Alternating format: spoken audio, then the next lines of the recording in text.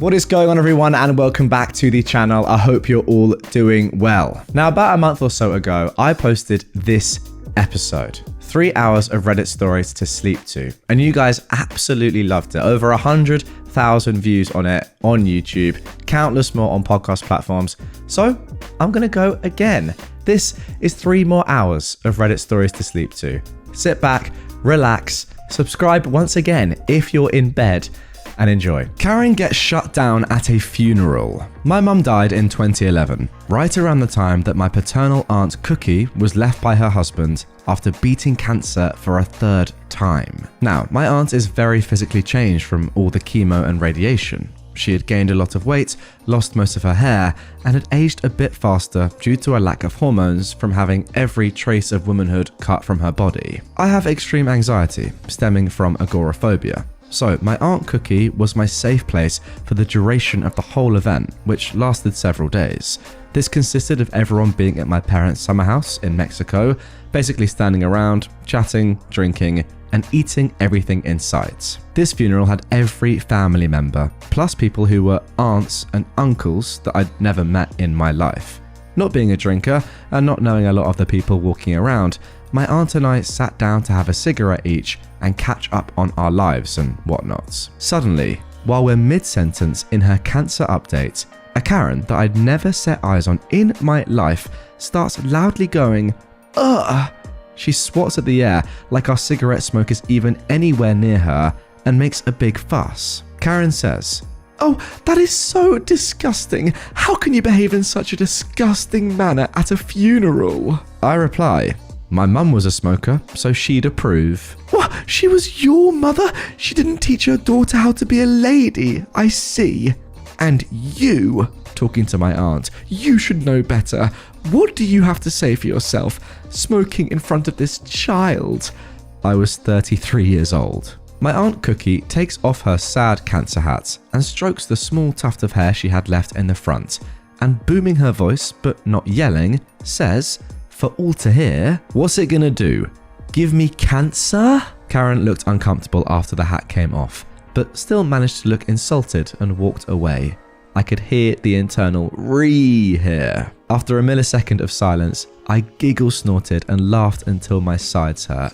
Everyone else in the room just kind of smiled, though I think I heard a few snickers. I asked my aunt, "Who was she?" My aunt said, "I don't know, some weirdo that probably came for the free food." My aunt rocks. She's been in remission since 2012. Oh man, there we go. What a way to start an episode. Your aunt is an absolute beast. I'm sorry, imagine the look on this Karen's face as she takes off her hat and just goes, "So what?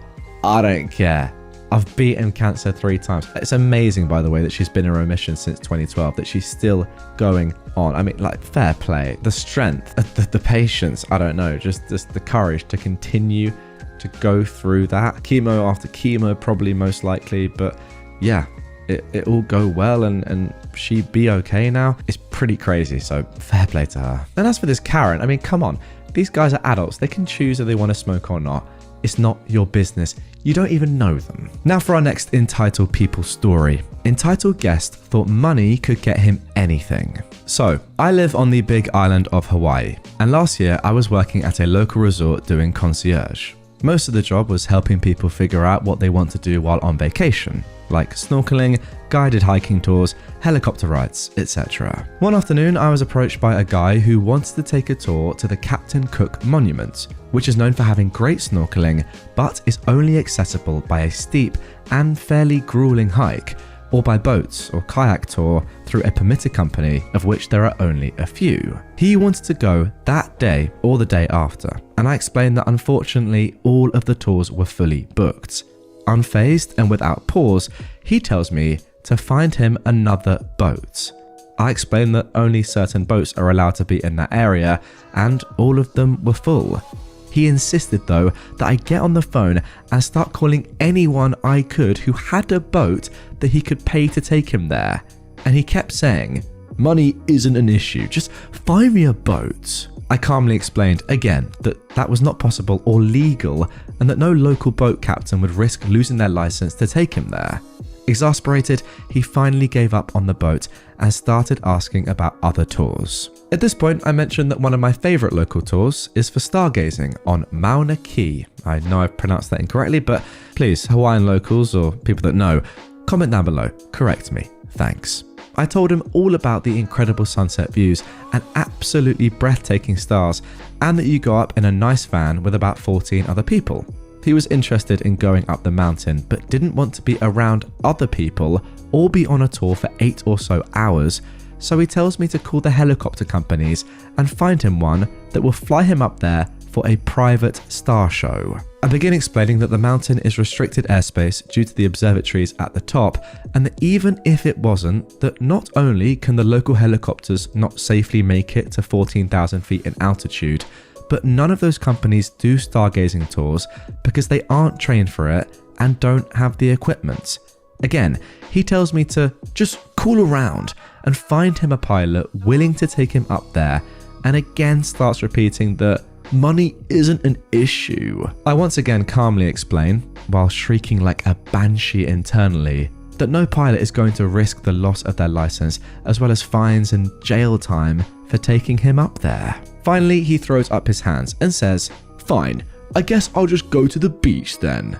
Like, yeah, dude, I feel so sorry that you left planning your vacation activities until you were on vacation, clearly have issues being told no, and now your only option is to enjoy a stunning beach in one of the most beautiful places in the world.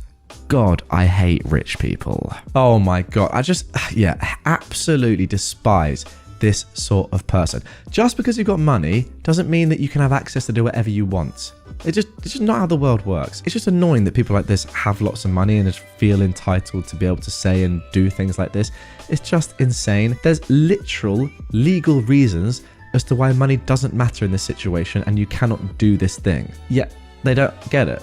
How dumb are they? And yeah, again, I completely agree. Now your only option is to enjoy a stunning beach in one of the most beautiful places in the world. It's not as if it's a bad thing, is it?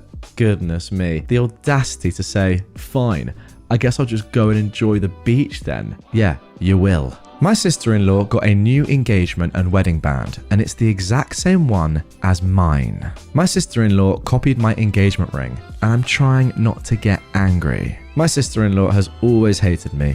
From the moment I got with my now husband, her husband's twin, she has always hated me. The first thing she ever said to me was that I'm the longest lasting girlfriend, and since that day, there's been this weird unspoken competition where she's always trying to belittle me, making me feel small and insecure. At first it used to work, but now it just angers me. She's bragged about seeing my husband, boyfriend at the time, naked before. She's made comments about my sister's marriage unnecessarily.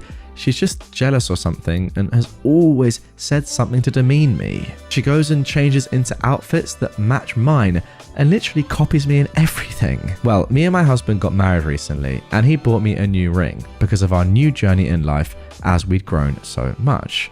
And then today I went to my mother-in-law's house to celebrate someone's birthday and she's here with my husband's twin. I look at her and she copied my ring.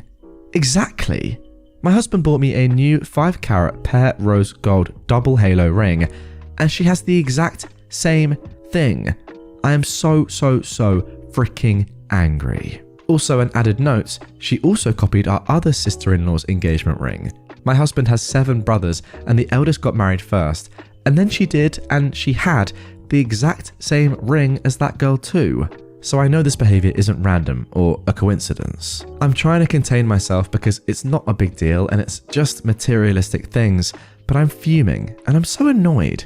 I literally don't want to talk to her at all on this trip. So should I confront her or just leave it alone? Yeah, now this is just extremely weird, and to be honest with you, over the history of my channel and having read a lot of stories about people like this is not a kind of new occurrence, I want to say, an individual like this in one of these stories on these entitled subreddits. She's just, I don't know, got so much wrong with her, so much jealousy. We don't know why, because obviously there's not a lot of context to outside what we've been given, but it's just clear that she is a terrible person. And I don't really know what her agenda is, what she's trying to do, what she's trying to achieve. But yeah, just a horrible person that sadly is a part of your life. All I can say is just try and ignore her as much as possible. Every little thing that she does to try and irk you or get under your skin, whether it's dressing like you or having the same engagement ring made or wedding ring or whatever it is, just ignore it. And by doing that and not giving her any fuel to add to her stupid fire, it will just drive her crazy. Trust me, I think that's the only thing you can do here. Lady gets a ticket after people kindly warned her. This one is from a few months ago, but it's still gold. There's an intersection by my work that connects two main roads, east to west and north to south. When you come to this intersection from any direction, you won't be able to turn left. There's signs everywhere telling you, no turning left. Easy, right? Well, no, not easy. Living in that town and going to work where I work for almost a decade, I've seen so many people turn left. People usually just honk and swear, but this time there was a cop waiting to go through, east. This lady pulls up in a nice Cadillac. She's coming from the south and goes to turn, you guessed it, left. Now, people see the cop. They know that her getting pulled over will slow down traffic as it's a 2-lane street. So panic ensues. Honking, yelling, some swearing. One guy on the street says, "Lady, don't turn left. There's a cop. Don't turn left. Don't turn left," like a freaking chant, everyone together. This lady rolls down her window the rest of the way. At this point, she is mid-intersection going to turn left. The cop is shaking his head no. Bro looked like he was on lunch and he was fuming. Like he's close enough that I can see the sandwich bag in his car. The lady though yells out, and I'll never forget, "I can do whatever the frick I want to. I will do whatever I want. And if I want to turn left, I'm freaking turning left. I don't care." And left she goes. The cop looks down. Lunchtime has been interrupted. His windows may have been closed, but you can tell when someone yells the F word. He turns around and puts his lights on. Of course, she pulled over. She can do whatever she wants till the cops are there. Oh, I mean, come on, woman. Everybody there is telling you not to do something. They're all trying to help you. But no, I guess that is the definition of entitlement.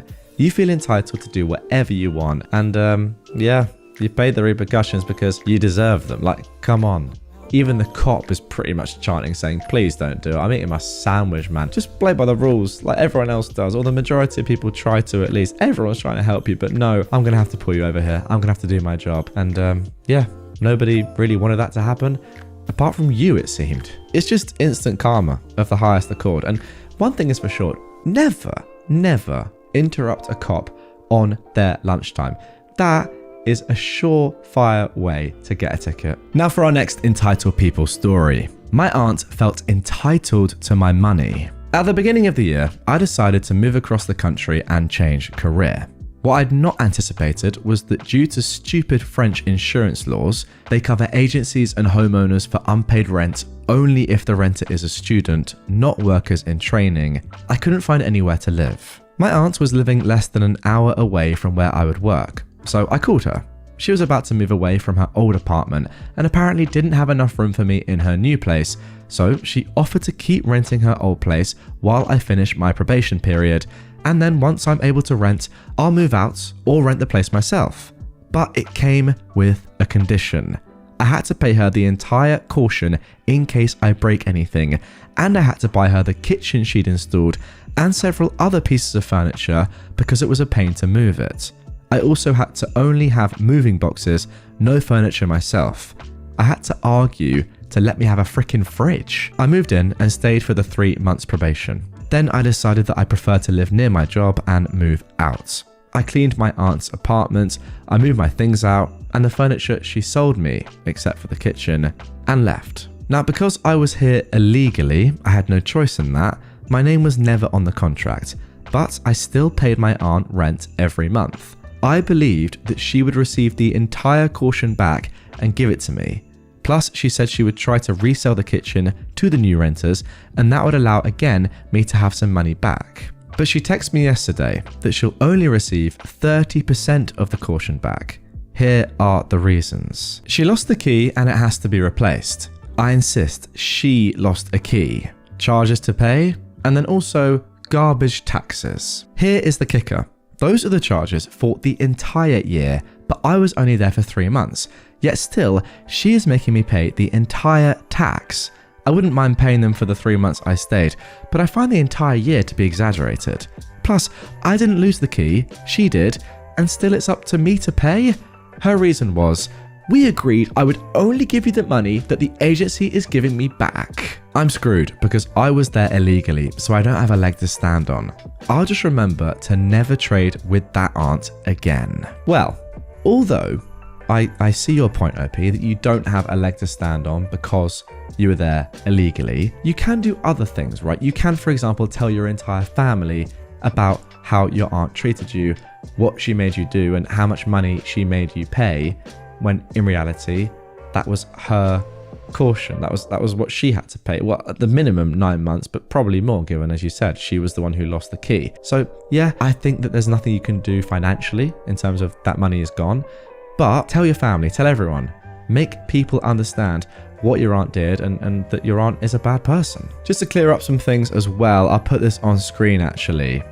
People are asking in the comments, if OP was there illegally, isn't your aunt the one that's liable? So do nothing, it's on her to fix, not you. But then someone has replied that the aunt is shorting them on the payback, there's nothing owed to the landlord. OP clears things up though. Yeah, I don't know if it's the same in the USA, but in France you have to pay a caution when you rent a place, and when you leave, if anything is broken because of you, part of that money isn't returned. Okay, so in England we call that a deposit then, that makes sense. To assure my aunt I was coming in good faith, I paid her the caution before arriving. I really had no choice, and she took advantage of that. I see, it all makes sense. Very sad. But there we go. I, a 26-year-old man, found her, a 28-year-old woman's, TikTok after we went on a date. This is honestly not something I expected to post about. But here's the thing. I've known this woman for a while since we're in the same friend groups. She's a nice person, attractive, and honestly, I've always enjoyed my talks with her. A few weeks ago, I asked her out on a date. I figured if she says no, it's fine, but she actually agreed. We went on a date this past Saturday, and honestly, I thought it was awesome. We went out to dinner, had drinks, spent the rest of the night talking, and we even took a walk on a walking bridge over the town's lake. It's not a big one. I dropped her off and was elated. I absolutely loved the night. However, that night when I was scrolling through TikTok on my bed, a post from her, I didn't follow nor knew she had a TikTok at that point, appeared on my For You page. Essentially, she said in the video, "Getting ready for a date I really don't want to go on." That was like a bucket of ice water being thrown on my head. I was so freaking happy, and I just found out she didn't even want to go on a date with me. Don't get me wrong, I'm not saying she has to want it, but please let me know if that's the case. We don't need to go out. We can forget I even asked her out. But doing this on the internet, it made me self-conscious. I'm not sure if that's the right word. Now I'm unsure about what to do. Should I tell her I saw this or just forget about it? Honestly, it really hurt me, and I'm not really sure I want to give this another try. I mean, she didn't want to go out with me in the first place, right? Wow, that is a really tough situation. But without further ado, let's get into the update. This was posted just a week later. Hello everyone. Some people have reached out to me through comments or chats asking for an update on the situation. Sadly, there isn't much to share at the moment, but I'll provide what I can.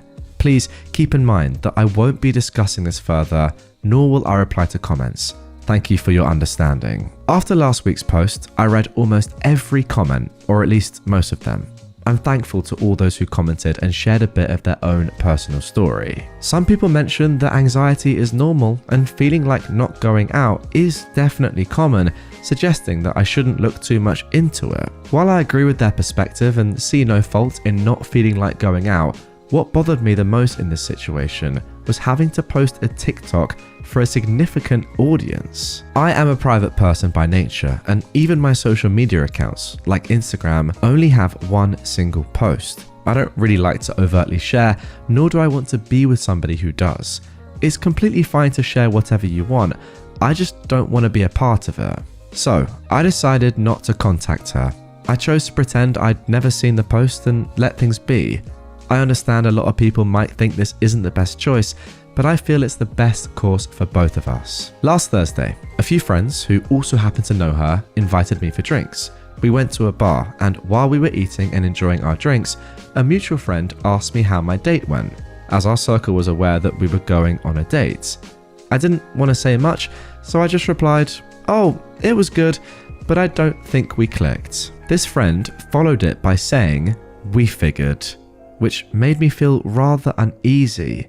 When I asked what he was talking about, he hesitated, but eventually said that they had seen a TikTok post from her about not wanting to go out. At this point, I didn't really know what to say.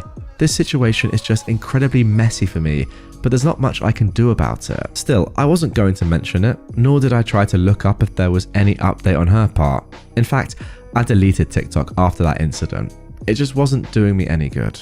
Nevertheless, this past Saturday, she sent me a text. She mentioned that she enjoyed our date and asked if I wanted to go out again. I understand that she clearly stated that she enjoyed our time together. However, I don't want to be with someone who exposes so much of their personal life. It's not something that would be good for me. So I decided to tell her the truth, and I sent a text explaining that while I absolutely enjoyed our date, her company, and that I thought she was an amazing woman, her post from the night of our date came across my For You page on TikTok, and it made me feel really self-conscious.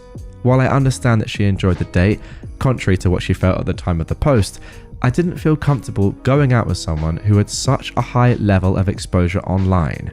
I wished her the best and expressed hope that she finds someone whose lifestyle aligns with hers. She has read the message and left me unread ever since. I don't think she'll reply, and I don't think we'll have a lot of social interactions going forward. I'm sorry if this wasn't the update you guys were expecting, but yeah, sadly, that's what the situation became. Anyhow, I wish everyone a good day. Okay, wow, what a post to start things off. First of all, I've got to say that usually I try and keep my comments relatively short and concise on these episodes, but I have so much personal stuff to say about this that I don't think this is going to be short. First of all, I literally know someone who's been in this exact position before. It's actually one of my good friend's brothers, and yeah, he was in this exact spot, dating someone who posted about their dates, well, her dates with him on TikTok. It's a very, very weird spot. I mean, this person has quite a few thousand followers. We're talking tens of thousands here. This is a relatively big account, and yeah, he knew that after going on a date with her or texting her or, you know, just his feelings towards her or her feelings towards him, it was going to be public through her TikTok account. And that was obviously pretty weird. It was also weird for us, right? Watching these videos from her. She's American and he lives in America. But yet we were given an insight into their dating life. It was just a bit strange given that we knew the person that she was talking about. Now, if you don't know who that person is, maybe it's interesting. I can hold my hands up here. However, linking this back to the story I've just read, from OP's perspective, I don't think it's a very comfortable position to be in when you're going on a pretty intimate date, you know, a personal thing, yet the person you're doing that with is spreading everything or telling everyone online about it. Now look, I know that there is a big audience for that. I completely understand it, and it's very popular, that sort of content, but I agree with OP. It's not the best thing, I think, to have somebody just spreading that information online. I don't know. I kind of agree. For me personally, I don't give out too much information about myself online, if I'm being pretty honest. I actually don't give out that much at all. Yeah, you know, I have an Instagram account, I have a Twitter, but those aren't that public really. I mean, they are public, but they're not super public. I'm not like posting stories every day about what I'm doing. I'm not kind of necessarily telling you lot all the time how I'm feeling or like my dating life or that sort of stuff. It's just not what I kind of want to do, because I feel like it's important to keep that sort of stuff separate. I don't know. People do that sort of stuff and people love it. It's just probably not for me. Now, going back to OP here, I think that the way he's handled this is really, really mature, and it's actually a great reason for not continuing to see this person. And I'd like to think that if I felt the same way, which I might, I feel like I'm more inclined not to, because I get this sort of industry, But you never know.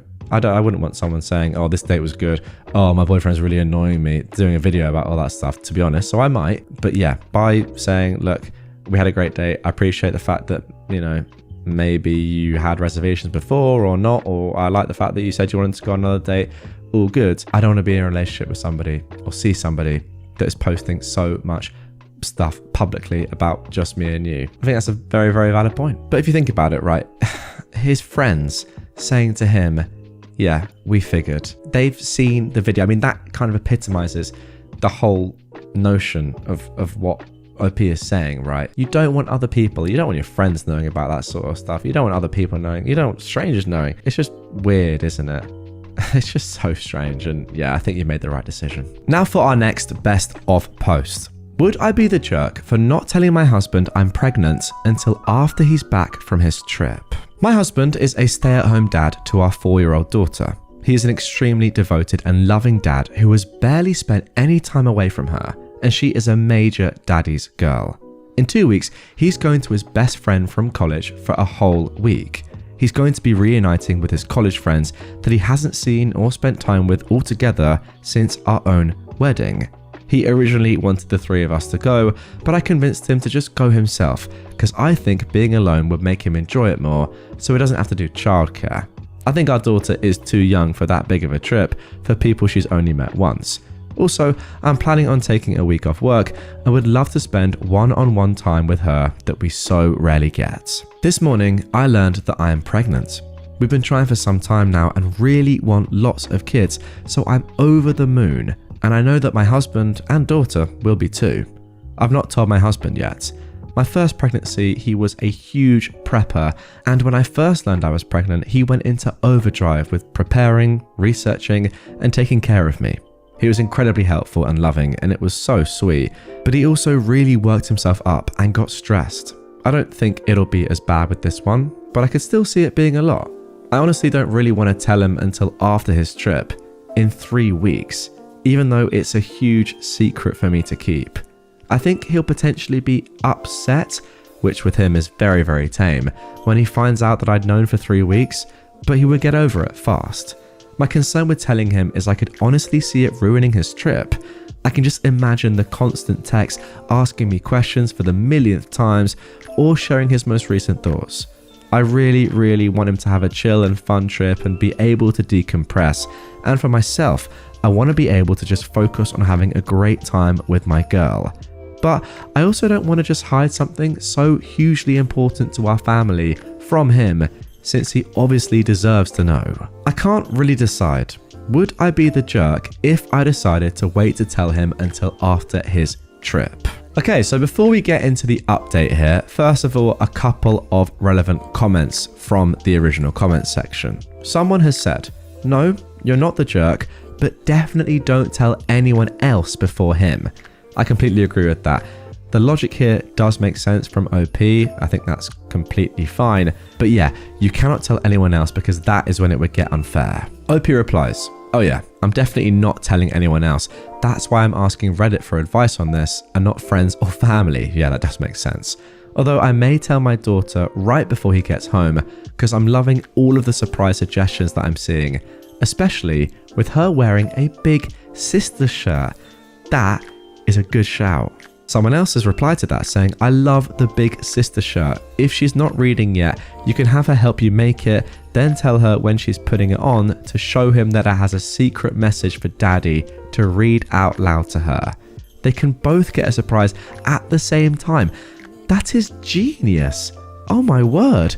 She can blurt out when she sees him that her shirt has a secret message for him, and she won't know ahead of time what it is. Oh, that is so clever. And OP has replied that she absolutely loves this. This is absolutely what she's going to do. Thank you so much. What a great idea that is. Okay, so now for the update, which came 6 days later. So I hadn't planned to give an update so soon, but even though I planned on waiting until after my husband's trip, after a few days, it became clear to me that I could not wait that long. He definitely knew something was up with me. I've been getting crazy excited and been chomping at the bit to tell him, and honestly, it just didn't feel good to keep something that big from him for so long. We've been trying for this baby for close to a year now, and it's such happy news. And I decided it's just not worth it. But I still wanted to give him the surprise I had planned. I asked him to go out to the store to grab something really quick. And before he got home, I had my daughter put a shirt I'd got on her that had "only child" crossed out with "big sister" written underneath. When he came through the front door, she sprinted to him, yelling about how her shirt had a secret message for him. He was very taken aback, and it took him a second, but once it clicked, he was beyond excited, as was our very confused daughter once we told her. She started dancing around the house, singing about having a baby sister, which she is adamant it will be, and it was just a really good day. He's still going on his trip and has not been even close to as stressed as he was last time. If anything, he's looking forward to it even more now because he knows it's going to be a last chance to really decompress before things become a whole lot crazier. Thank you so much everyone for all of the lovely comments and responses that I got. I really appreciated them. I showed my husband the post and admitted my original plans, and he got a big kick out of it, but he's very glad that I told him before the trip. Thanks again. Well, there we go. If you were after some wholesome content today, that's it. You just got it. That was just a beautiful story. I just love that. Sometimes Reddit can be a pretty toxic and negative place, but it's good to remind ourselves that a lot of good stuff does also exist on the website like that. That was wonderful. I mean, honestly, like the amount of stuff, you guys know this, the amount of stuff I read about entitled parents, like entitled kids, just rude people and terrible people in general. Then you come across a family like this where, you know, even on a subreddit like AmITheJerk, sometimes a lot of the posts are kind of negative, or you're like, yeah, this is kind of not great anyway. I mean, some people are in the wrong here, some people are not entirely sure.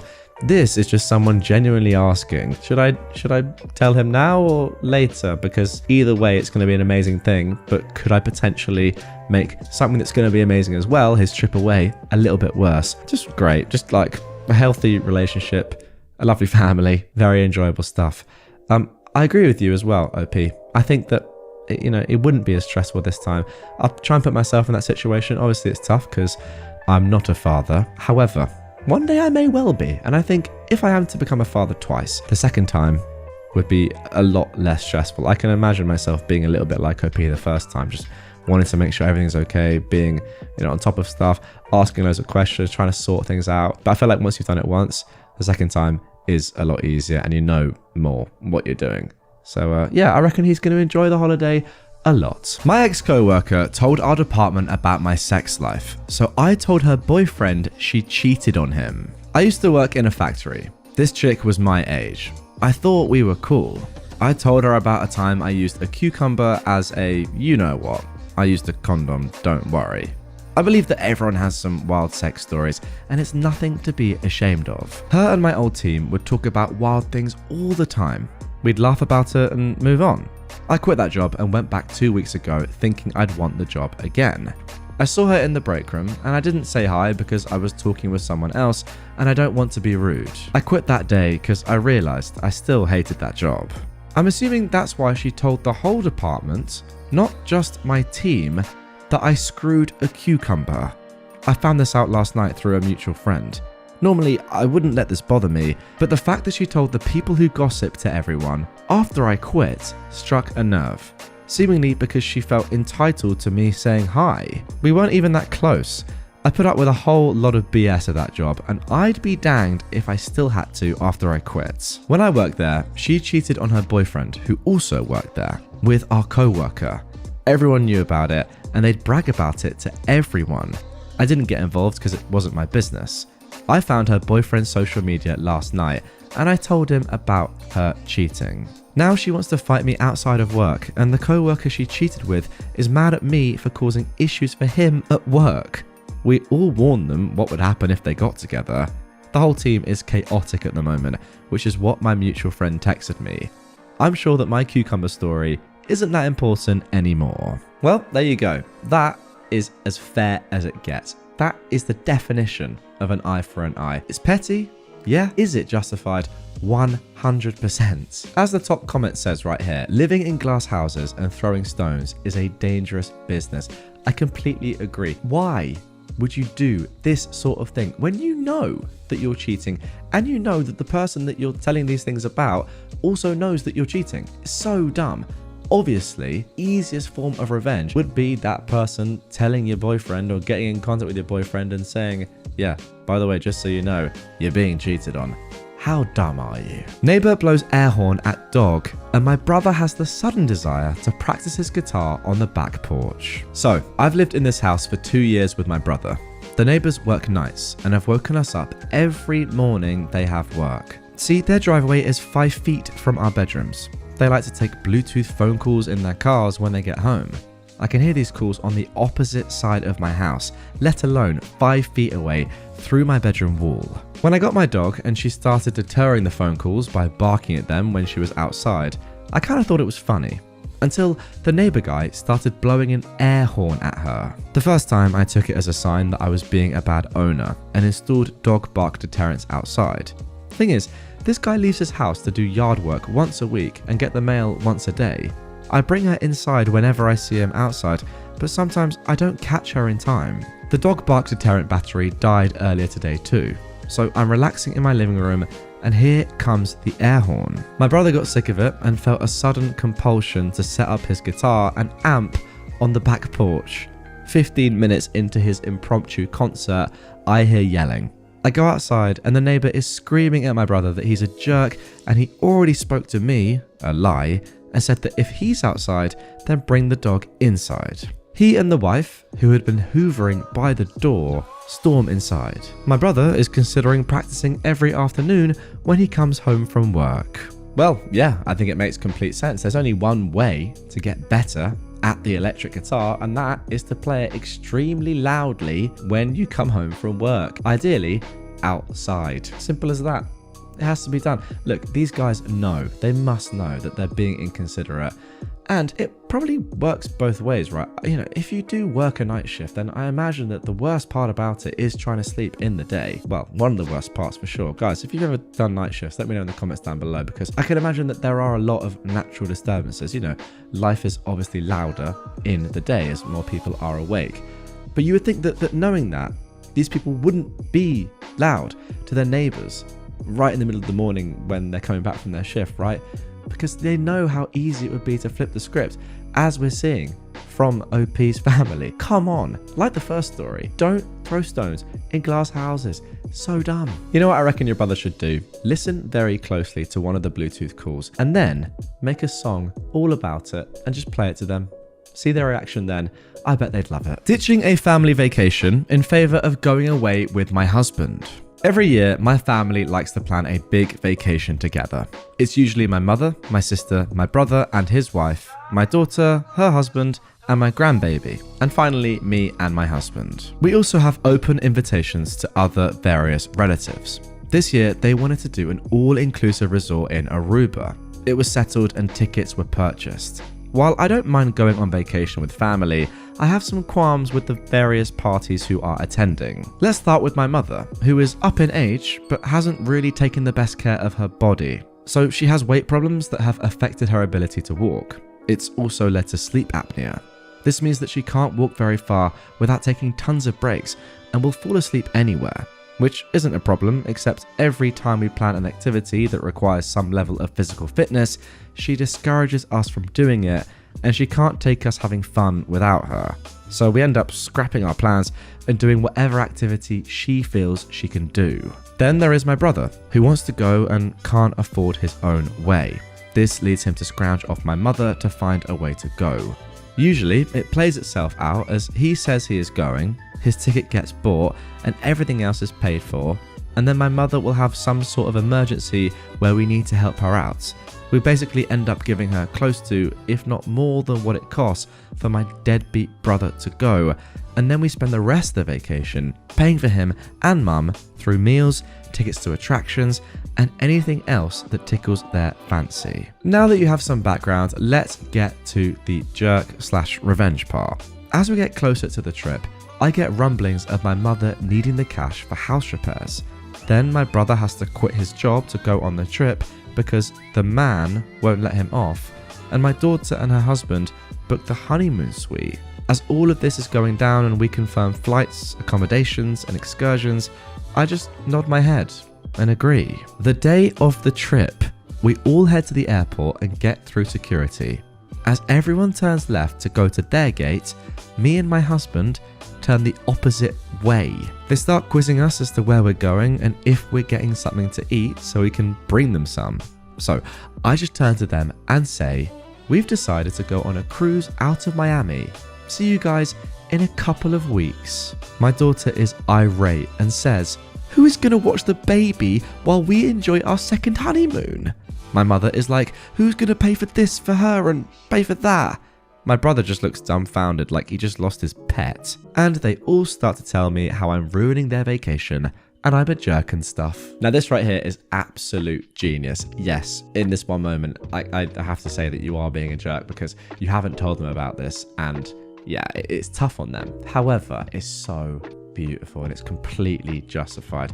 Like, it's so good. Imagine the look on their faces. They have taken advantage of you for so many years now, probably so many different trips, and yet here we go. Right back in their face, bang. You're leaving them probably in the complete mud because they were reliant on you to pay for everything. Let's be honest, that's what you've always done. That's what they've always relied on you for. What are they going to do now? As you go off gallivanting, enjoying your trip with your money, good for you by the way, they are just completely fricked. And that is what I love to see. A taste of your own medicine. Phenomenal stuff. I mean, their actions, to be honest, just confirmed, right? How each of them individually plan to take advantage of you. It's right there for you. The reasons for you doing what you did were literally stated back to you as you left and did your own thing. So obvious. Like, if you had any doubts about if what you were doing was right or wrong, there you go. Confirmed. You did the right thing. Phenomenal revenge. Creep learns to not ask girls for nudes. This is an older story, but something on Today I Effed Up reminded me of it, and I figured it was worth sharing. So, we'll call Creeper Kevin because he was an idiot, and this concerns my older sister who I'll call Susan. Kevin lived across the street and was friends with my brother. His mum was friends with our mum, and we regularly babysat his little sister. I think it started when we went camping. We got him to go over and feed the cats and fish and water the plants while we were gone.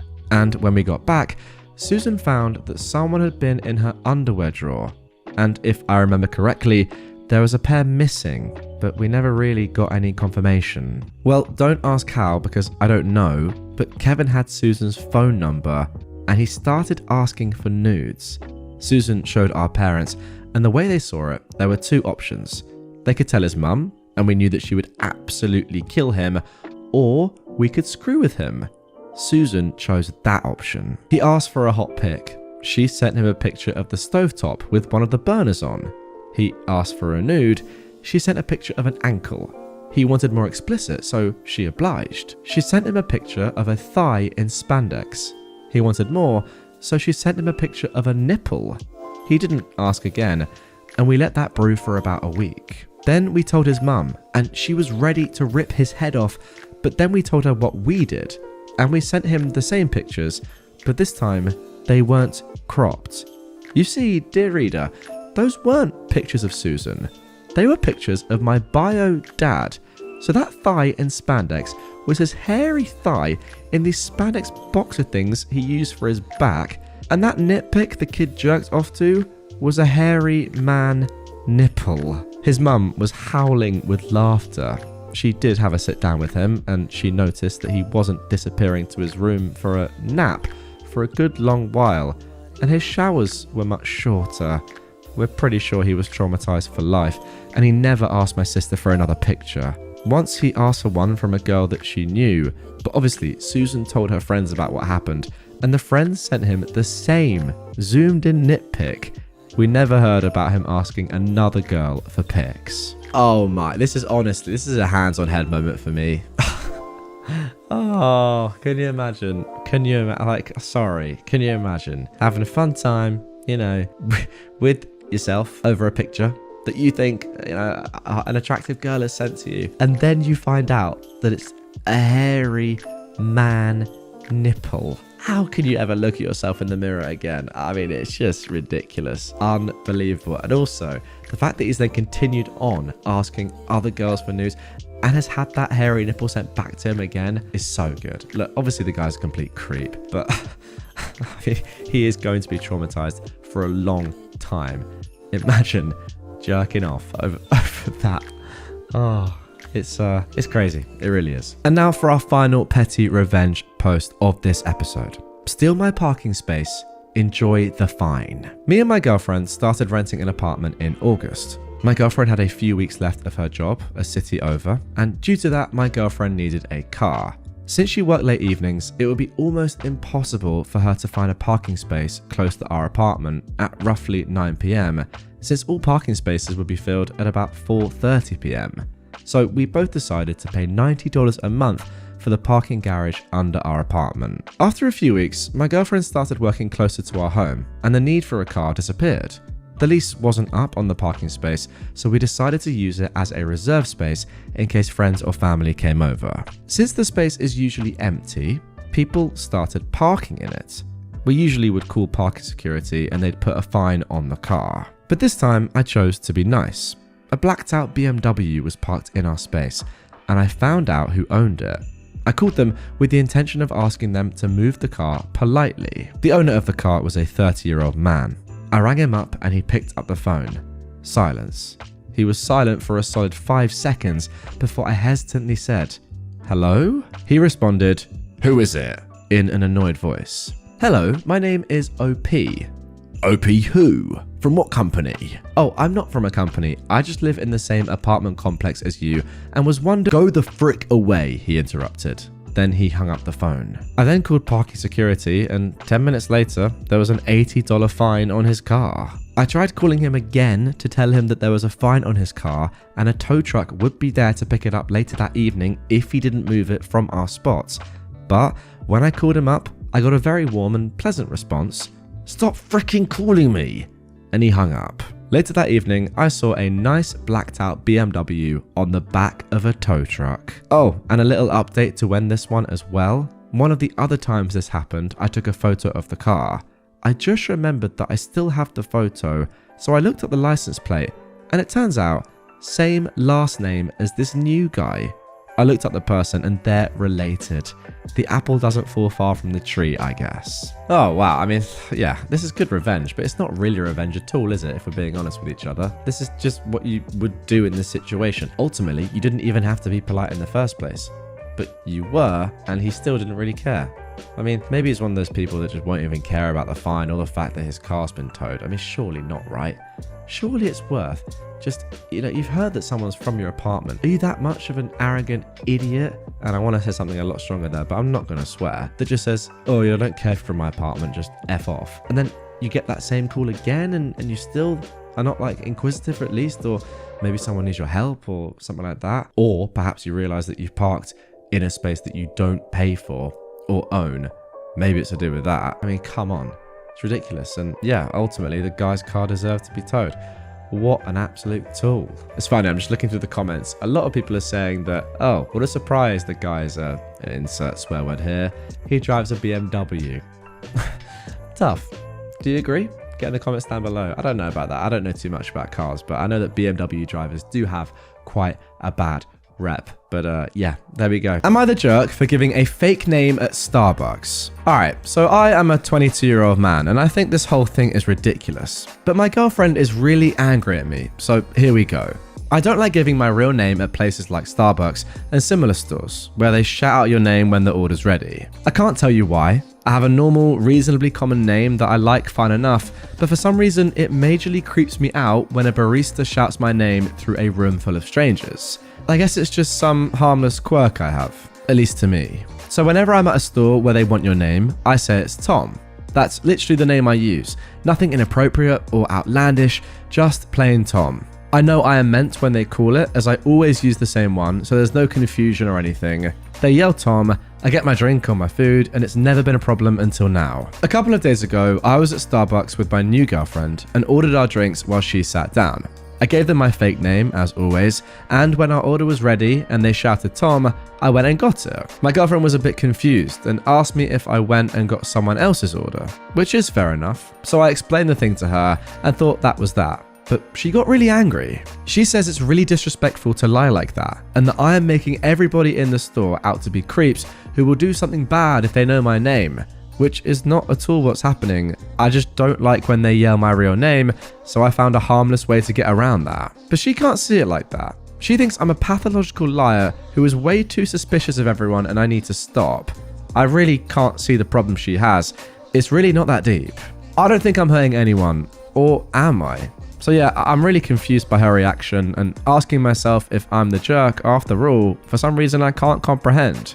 So Reddit, am I the jerk for giving a fake name? No, in my opinion, you're not. It's not as if you're giving a stupid name, right? If you were taking the mick and just trying to be funny and cool and trendy, then I say, yeah, you are in the wrong, because there's no need to do that.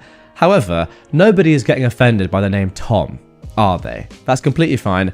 Your reasoning is completely fine. If you fully explain this to your girlfriend and she doesn't get it, then sack her off, mate. She's clearly weird. It's very easy to understand why you do this. And by the way, it's fine if she doesn't agree. Your reasoning makes sense. If she doesn't understand that, that's on her. Am I the jerk for telling my husband I find him disgusting and I want us to sleep in separate beds? My husband and I welcomed our second child 4 months ago. With having a new baby, I'm extra cautious about germs and cleaning. This got me thinking about my husband's shower routine. He would take a shower in the morning and go off to work. He's a chemist, so mostly desk job, but sometimes he walks outside from one building to the next. They're less than a block away. We live in humid, hot Florida, so of course that adds some inevitable perspiration to the equation. He's also a manager, so he deals with people all day long. I've tried to bring up the subject of him taking a quick shower when he gets home from work, or even just before bed. He says that he does not need to take another shower since he showered in the morning. I try to explain that I don't feel comfortable with him laying in the bed because I lay our baby there sometimes, and I feel like the bed sheets are dirty by him laying on them. Same with our comforter. No, the baby sleeps in a bassinet safely next to me, but during the day I will lay him on the bed while I do chores around him, like folding laundry, etc. I realise that everybody has their own routines, but I've washed my hair in the morning, showered and gone through the day. At the end of it, I'm feeling dirty, grimy, and I'm in need of a shower before bed. How can he be okay with having gone through the whole day and not feel like he should shower? I finally told him I'm not comfortable with him laying in bed dirty, so he should sleep in the guest room. I have OCPD, so it's really hard for me to not have things be the way I feel they should be in my mind. In my mind, it's disgusting for him to lay in bed dirty, but what do you guys think? Am I the jerk? Sorry, saying that you have OCPD is that's not an excuse. Sorry, it isn't. A lot of people have that. That's not OCD. That's just liking things done the way that you like them in order, which the majority of people like. I mean, maybe I'm getting that wrong. I'll have a quick look at what OCPD really is, but I would say myself that I have that. And you can't say, no, you have to have 2 showers a day because I have OCPD.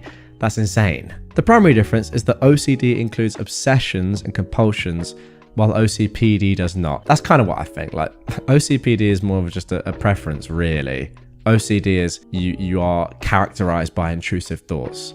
So having OCD is one thing. That is a mental disorder. Having OCPD and liking things done the way that you like them, I mean, come on. You can't force a man to have 2 showers a day. I have a shower once a day in the evening, and that's it. Personally, I don't really understand the morning shower banter. I know a lot of people do. You want to get up, you want to get fresh for the day. Maybe you disagree. Let me know in the comments down below. Really interesting discussion there about the benefits of showering at different times of the day. That is what I love to bring to you guys on this channel. But nonetheless, the way you've gone about this and telling your husband that you find him disgusting because he only wants to shower once a day, yeah, pretty crazy. Also, why not just put your kid somewhere else if it's that much of an issue? There are workarounds here. You don't have to say, I find you disgusting, sleep in another bed. Am I the jerk for kicking out my girlfriend and her son after she invited her ex into our home? Me and my girlfriend, Sarah, have been together for 4 years. She has a son, Nathan, who is 9, with her ex, Mark. Sarah has full custody of Nathan, with her ex having scheduled visitations 1 weekend of every month. Sarah and Nathan moved in with me a little over a year and a half ago, and from my perspective, it was a little rocky at first. I've always been pretty protective of my space, so making room for 2 other people was difficult for me. When Sarah moved in with me, we agreed that the visitations for Mark would be held in our apartment as long as I'm home. The main reason I wanted this is because I don't know Mark that well, and I don't really want him wandering around our apartment without me there. When we proposed this idea to Mark, he was fine with it. Now moving on to the real issue. 3 weeks ago marked 4 months since Mark's last visit, so I'd asked Sarah when he was planning on visiting Nathan. My girlfriend replied by shrugging her shoulders and telling me she'd ask. she never followed up with it. So a few days ago, I asked when Mark's next visit was, and Sarah said she'd tell me when she knew. Nathan was in the living room but had apparently overheard us and shouted something along the lines of, "Dad was here last weekend, remember?" Sarah's face immediately dropped, and when I asked what Nathan meant, she wouldn't give me a direct answer. Eventually, she ended up telling me that for the past 2 visits, Mark had been to our apartment when I was working. When I accused her of going back on our agreement, she kept telling me this was her home too, and she could invite whoever she wanted, and that it was fine because she was here and watching. I told her that was besides the point, and she violated my trust. It blew up into a huge argument, which ended in me telling her to get out of my apartment. She packed up and left with Nathan. Last I heard, she was staying with her parents. I've gotten several messages from both Sarah and her parents calling me a jerk for kicking her and Nathan out of their home for something so small. She's even been blasting me on Instagram and Facebook about how horrible I am to do this to her. It's got me thinking that I might be the jerk, but I'm not entirely sure yet. Am I? No, you're definitely not. I mean, there's no doubt about it. You had a verbal agreement, sure, but an agreement with your partner, and she's gone against it. Simple as that. You're allowed to get angry at that. Like, she's been lying to your face for a few months. It's terrible form, and yeah, I'd kick her out too. I think that's completely fair. I really do. I don't think there's much more to say than that.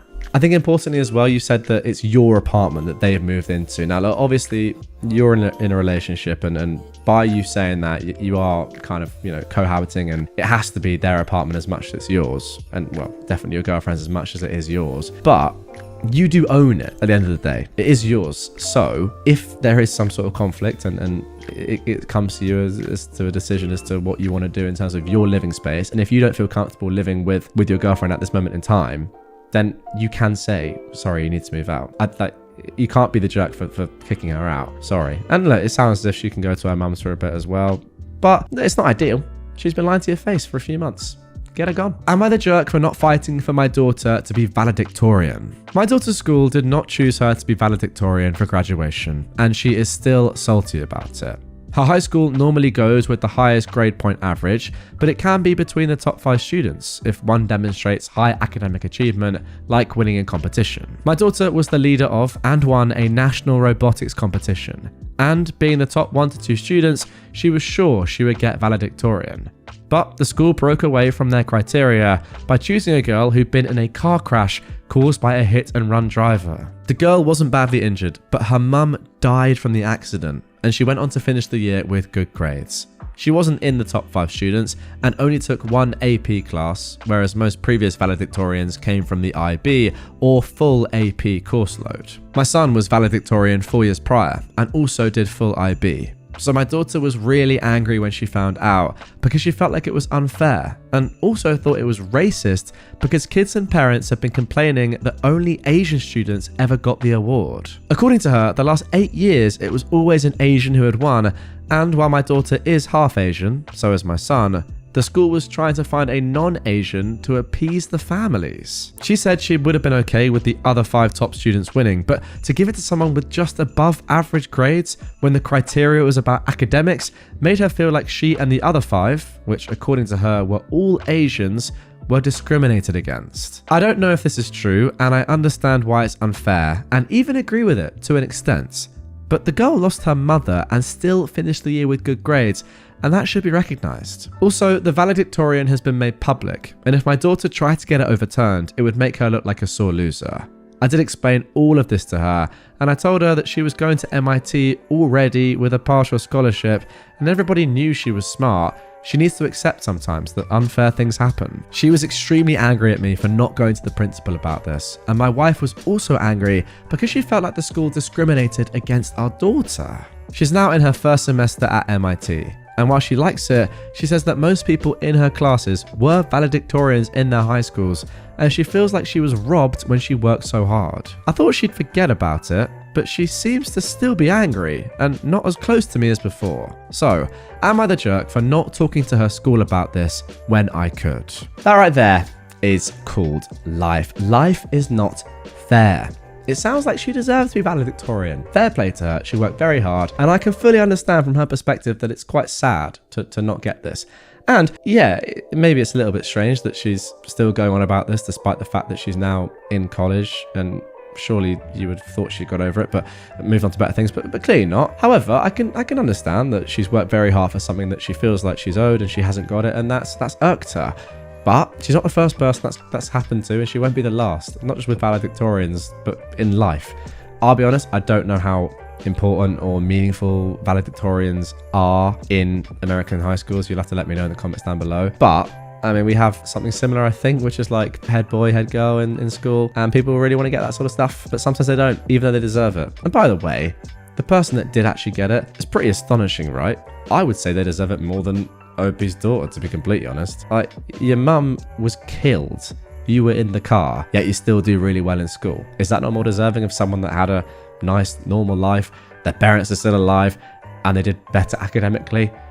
I don't know. It's a tough spot, but I think for this argument, it seems reasonable. The only thing that I could say was that if you really wanted to, you could ask a question about the Asian thing and the discrimination. I mean, I don't see how it can be, but who knows? I mean, we're missing context here. I think really your daughter is clutching at straws a little bit with that, but who knows? I mean, there could be more to that. But yeah, I don't think that's reason enough to say that, no, you should have really gone to the school and protested and said, what's going on here? The fact of the matter is, someone else won it, and that's life. I mean, can you imagine, though, if you did protest, how bad that would look? You're protesting against someone who's, I mean, I don't know, it's not funny.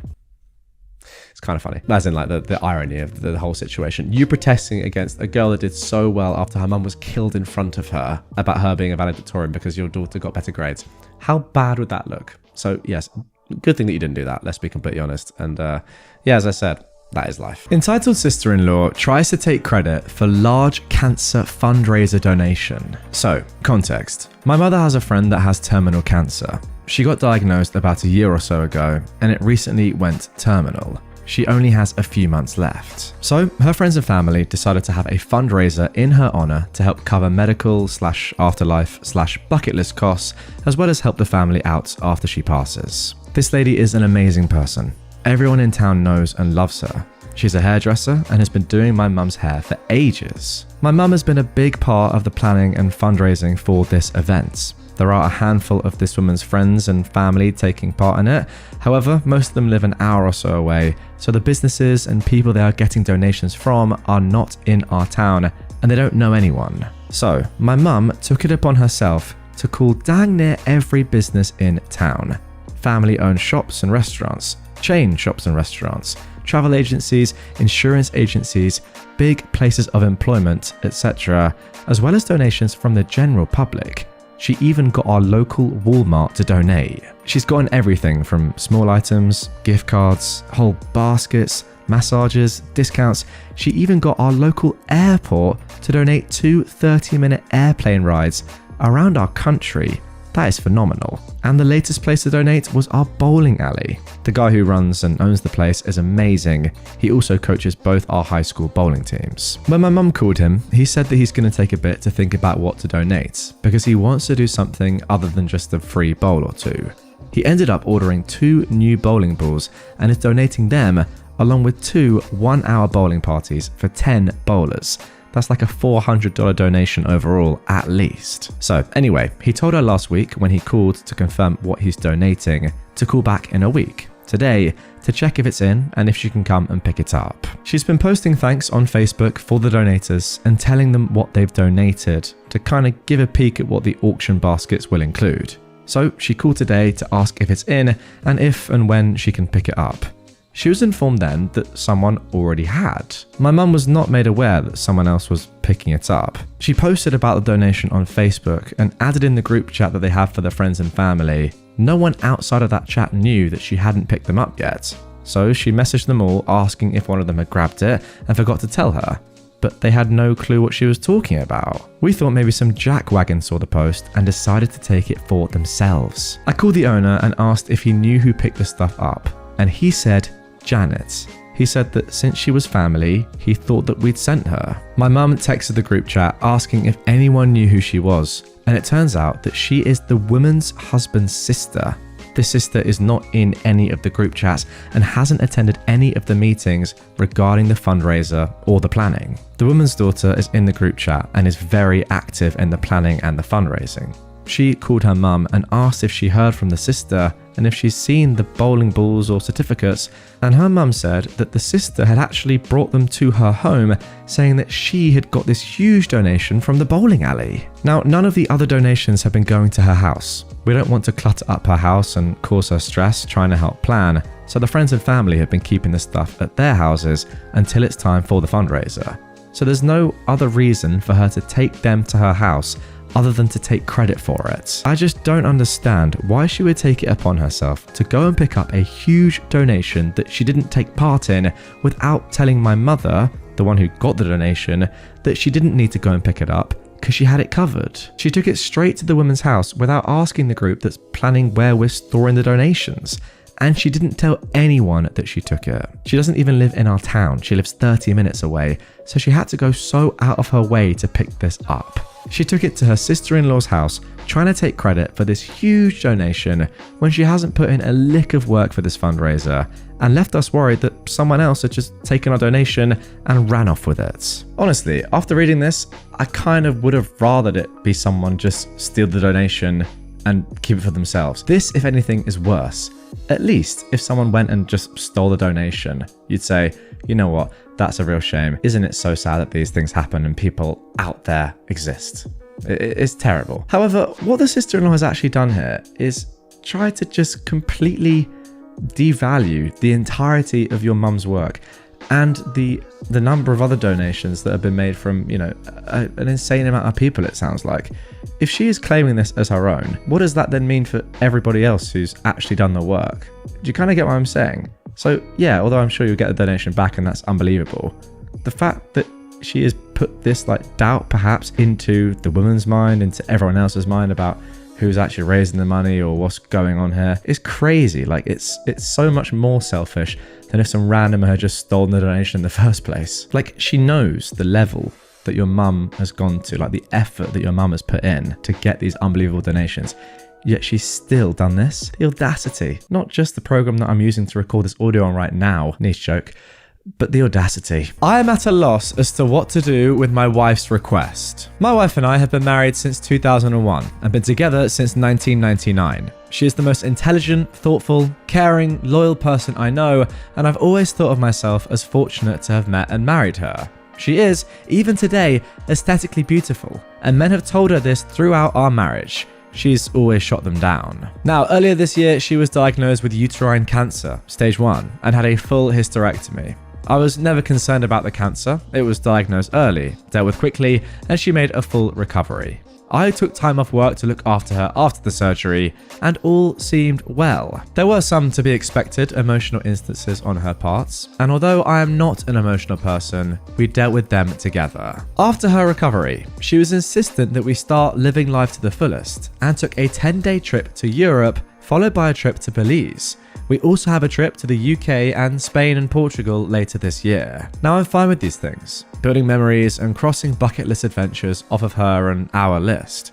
I also understand that these are a result of feeling fragile on her part. She also took up yoga, swimming, and healthy cooking classes. I was fully on board until last week. Last week, she came home from work and told me she wanted a hall pass, a one-time opportunity for her to have sex with someone else besides me.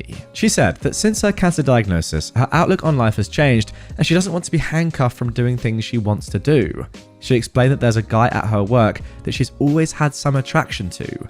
He is leaving the company and she'll never see him again, so this is the perfect opportunity to sleep with someone else. She said that I could say no, of course, but that she would be mad and disappointed at me for an indeterminate amount of time, and that it would be confirmation of my male toxicity and insecurity. I don't consider myself to be toxic, and if not wanting your wife of 20 plus years to have sex with someone else is insecure, then guess I'm insecure.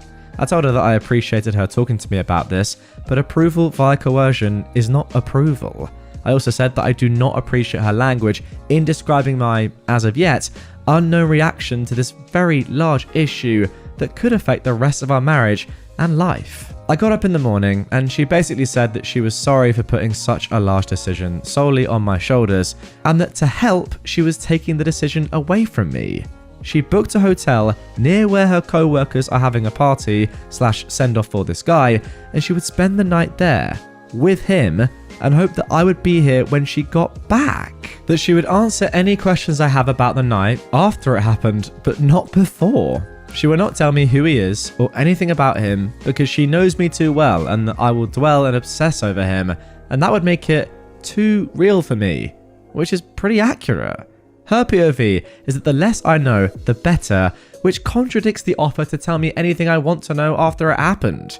I think she knows I won't want to know or ask anything, or she simply just won't tell me. Part of me thinks at least she's been honest with me, and she's been through a lot since finding out she had cancer, so maybe I should just let it happen. I certainly have no concept of what she went through, so I cannot dismiss how this affected her mental state or outlook on life.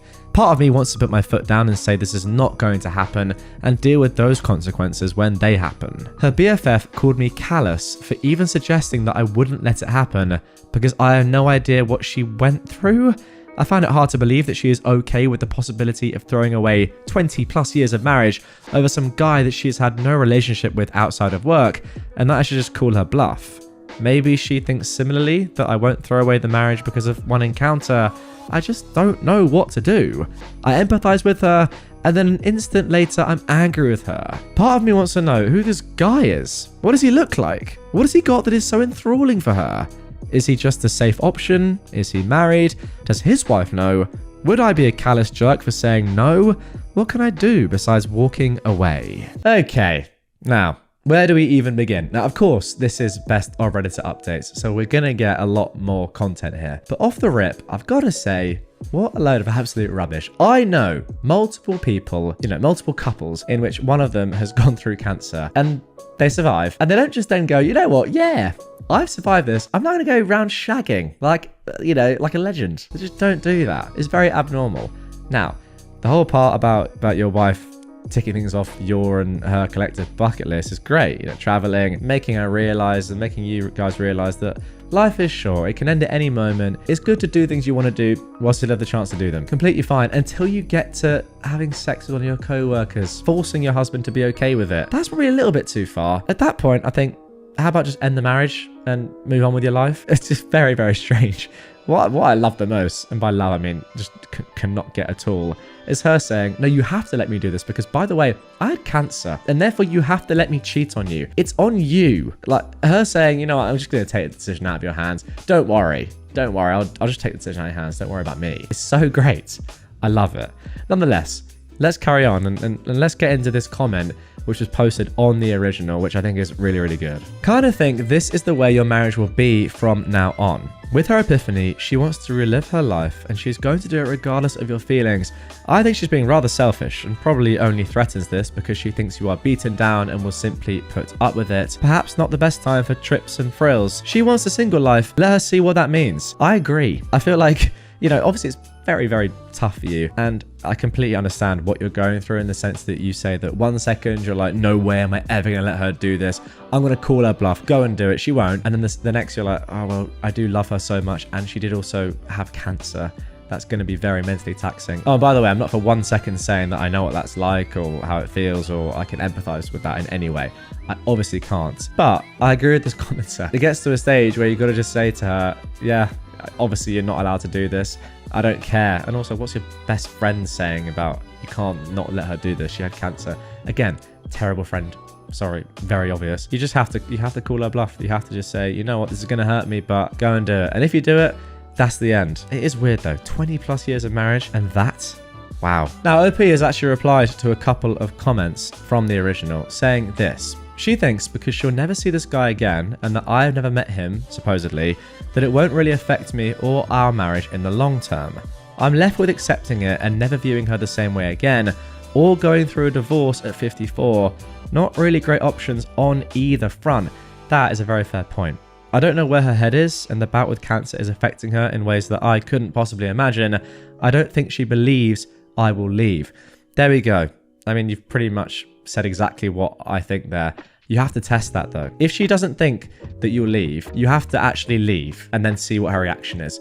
Because then if she goes and does this thing anyway, you know that sadly, very, very sad and painfully, though it may be, it was the right decision for you to do that. Because otherwise you'd just be a massive cuck. And secondly, you have to test her. You just have to, because she can't just get away with stuff like this for the rest of your life together. Because even if you do stay together, you'll just be miserable. So unfortunately, that is the only thing you can really do.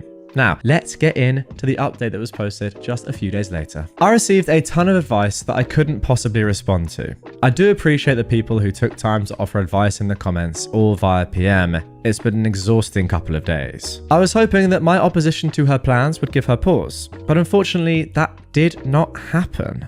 I said I am a hard no, and I'm not sure how I will feel about you if you go ahead with it. I was met once again with, "This is for me, it will be one time. What can I say to help you deal with it? You'll get over it. We were meant to be regardless of the situation," remarks leading up to Saturday. Some of the most selfish words there that I've ever heard, despite the fact that this woman went through cancer. At this point, I honestly don't really care. That's insane. So she left on Saturday, ostensibly to meet her co-workers, but in reality to screw the guy. I asked her to text me when she was leaving for the bar, and when she did, I asked her if she was really going to go through with this. After her response was this, "I'm not answering any more questions tonight, I will see you tomorrow," I blocked my wife. Then, I did something either stupid or brilliant. I went to the bar where the get-together was happening. You know what, I love this. Well, not the bar, but a transit bench across the street. I waited for a long time. It was running through my mind leading up to this event that I need to know who this guy was, maybe to compare myself against him, to see what he had that I do not. It was driving me crazy not knowing who he was and what was so special about him that she would ruin a marriage for. After what seemed like an eternity, a woman that I recognized from my wife's office left the bar and got in a cab. Soon, other people started filing out and a whole group came out and people were hugging a man and shaking his hand. I assumed that I had my guy. I didn't see my wife, and I had a brief thought that maybe she had called it off. I unblocked her, but there were no messages. Everyone said their goodbyes and left. The dude was standing outside for a few minutes, and then my wife came out. She looked around, took his hand, and they started walking away together. Of all the emotions I went through, trepidation, sadness, anger, it was disgust that really encapsulated the event for me. This guy was short, fat, and bald. All the things I cannot compete with. Ultimately, I felt like a pervert for watching from a distance. I followed until they got to the hotel and then turned around and went home. I woke up Sunday morning and put a lock on the master bedroom door. I moved her things to the spare room and left a note asking her to find another accommodation as quickly as possible. I visited another friend who's a lawyer and he gave me some sage advice and a couple of recommendations for divorce attorneys and made the introductions. My wife has been calling me numerous times since around 11 or so. Once blocked, the calls go to voicemail. I listened to the first couple but felt nothing but some satisfaction when she couldn't get through to me and she was obviously becoming concerned. I didn't want to go home, but I left in such a hurry that I didn't plan an overnight properly. I got home around 9 and as per my buddy's advice, I recorded the interaction. I was halfway up the stairs when she came up from the family room asking what was going on. Could we talk? I thought we talked about this. I just answered with, "I am not interested in discussing this tonight," and went to bed. After not getting a response from me through the door, she left me alone. I feel kind of like a child for not talking with her and shutting the door on her, but I just couldn't look at her. Monday, I got up and ready for work. She was waiting for me and asked if we could discuss getting back to normal. I said, "You've been doing all the talking for the both of us for the last week. Why don't you just continue?" And I left for work. I have an appointment with the attorneys that my friend recommended for this week. And there we go, guys. That is the end of that one. I don't really know quite what to make about this story because I feel like we've just encountered one of the most stupid women of all time. She is surprised when her husband of 20 years is annoyed at her because she cheated on him, not just with anyone, but with a short, fat, bald man. I mean, does it get any worse? Look, I'm all for short kings and bald kings and also fat kings. What a trifecta that is. Listen, if you're short, bald and fat, get in the comments down below. Are you this bloke? I want to know. Now, one thing I will say before getting myself in trouble is that there is another comment here that I want to highlight because I think it's a very good comment that kind of, in all seriousness, encapsulates my thoughts. Here it is. I can only hope that you've decided to do what's best for you. At the end of the day, you're the one that has to live with your decisions. From the previous post, it's obvious that your wife, and I use that term merely as a placeholder, has made her decision. I know that having something that has been such a huge part of your life end can be daunting, but sometimes it's for the best. And yeah, I think this time it absolutely is for the best. You clearly made the right decision. Your wife's dumb, and she's also unfaithful. What a terrible, terribly potent combination. Good stuff, OP. Right, now our final story from this episode is actually one chosen by one of you guys. One of you added me on Twitter saying, do you remember that face tattoo story that I narrated about 6 months, 12 months ago? And I said, you know what, I do. And then they said, there's actually been an update to that post. If you don't remember the original, I will link it down below. It's probably on screen right now as well, the thumbnail, or behind the I button. Pretty much, this woman gets a face tattoo and then wonders why her fiance is annoyed at her. Like, she doesn't even tell him, she just does it, and then is like, oh, what, don't you like it? He's like, no. To be honest, it's quite a silly story, but one of you told me on Twitter that there's been an update, and there has. Just a week ago, we got this update, so here we go. About 9 months ago, my ex-fiance, Kim, got a face tattoo without telling anyone. This was just the start of her doing everything she could to ruin her life. She broke up with me and called off our 7-year relationship when I questioned why she did this. She worked in a client-facing job for an incredibly large financial institution and was let go within a month of showing back up for work after getting the tattoo. I kept in contact with Kim's sister, hoping for some news. They tried to get her help as they thought she was having some kind of psychotic break. However, she eventually called the police on her own family, claiming they were harassing her. After that, I decided to just walk away. Now, Kim didn't just destroy her own life. When she broke up with me, I felt numb. I knew this wasn't Kim doing this. I wanted to believe deep down that Kim was always like this. Always this impulsive, crazy, who would ruin her life by getting a face tattoo. I tried to convince myself that I'd not lost the wonderful woman who I'd spent 7 years of my life with. However, clearly the person who made these choices was not Kim. The woman who told me over the phone she hated my guts for not supporting her. The woman who wrote she hated me and only ever stayed with me out of pity. That was not the woman I asked to marry. That was not Kim. That was someone who I came to find out was having a mental breakdown. That resulted in months of bad decisions that will affect the rest of her life. The day I walked away and told her sister I could not deal with it anymore was the worst day of my life. It hit me like a train. The numbness and denial of what I lost hit me all at once. I almost quit my own job and moved back home to my parents. I can only thank my boss for being so understanding that she let me take 4 weeks off to deal with what happened. She and the rest of my team went far beyond what should ever be expected of co-workers and management, that it makes me realize how close I was to leaving a job I actually enjoy. I never moved on from Kim, but I came to accept what had happened. I thought I was okay until 2 weeks ago. I got a call from Kim. She'd blocked my number and done everything she could to remove me from her life. My mind just blanked when I saw it was her calling.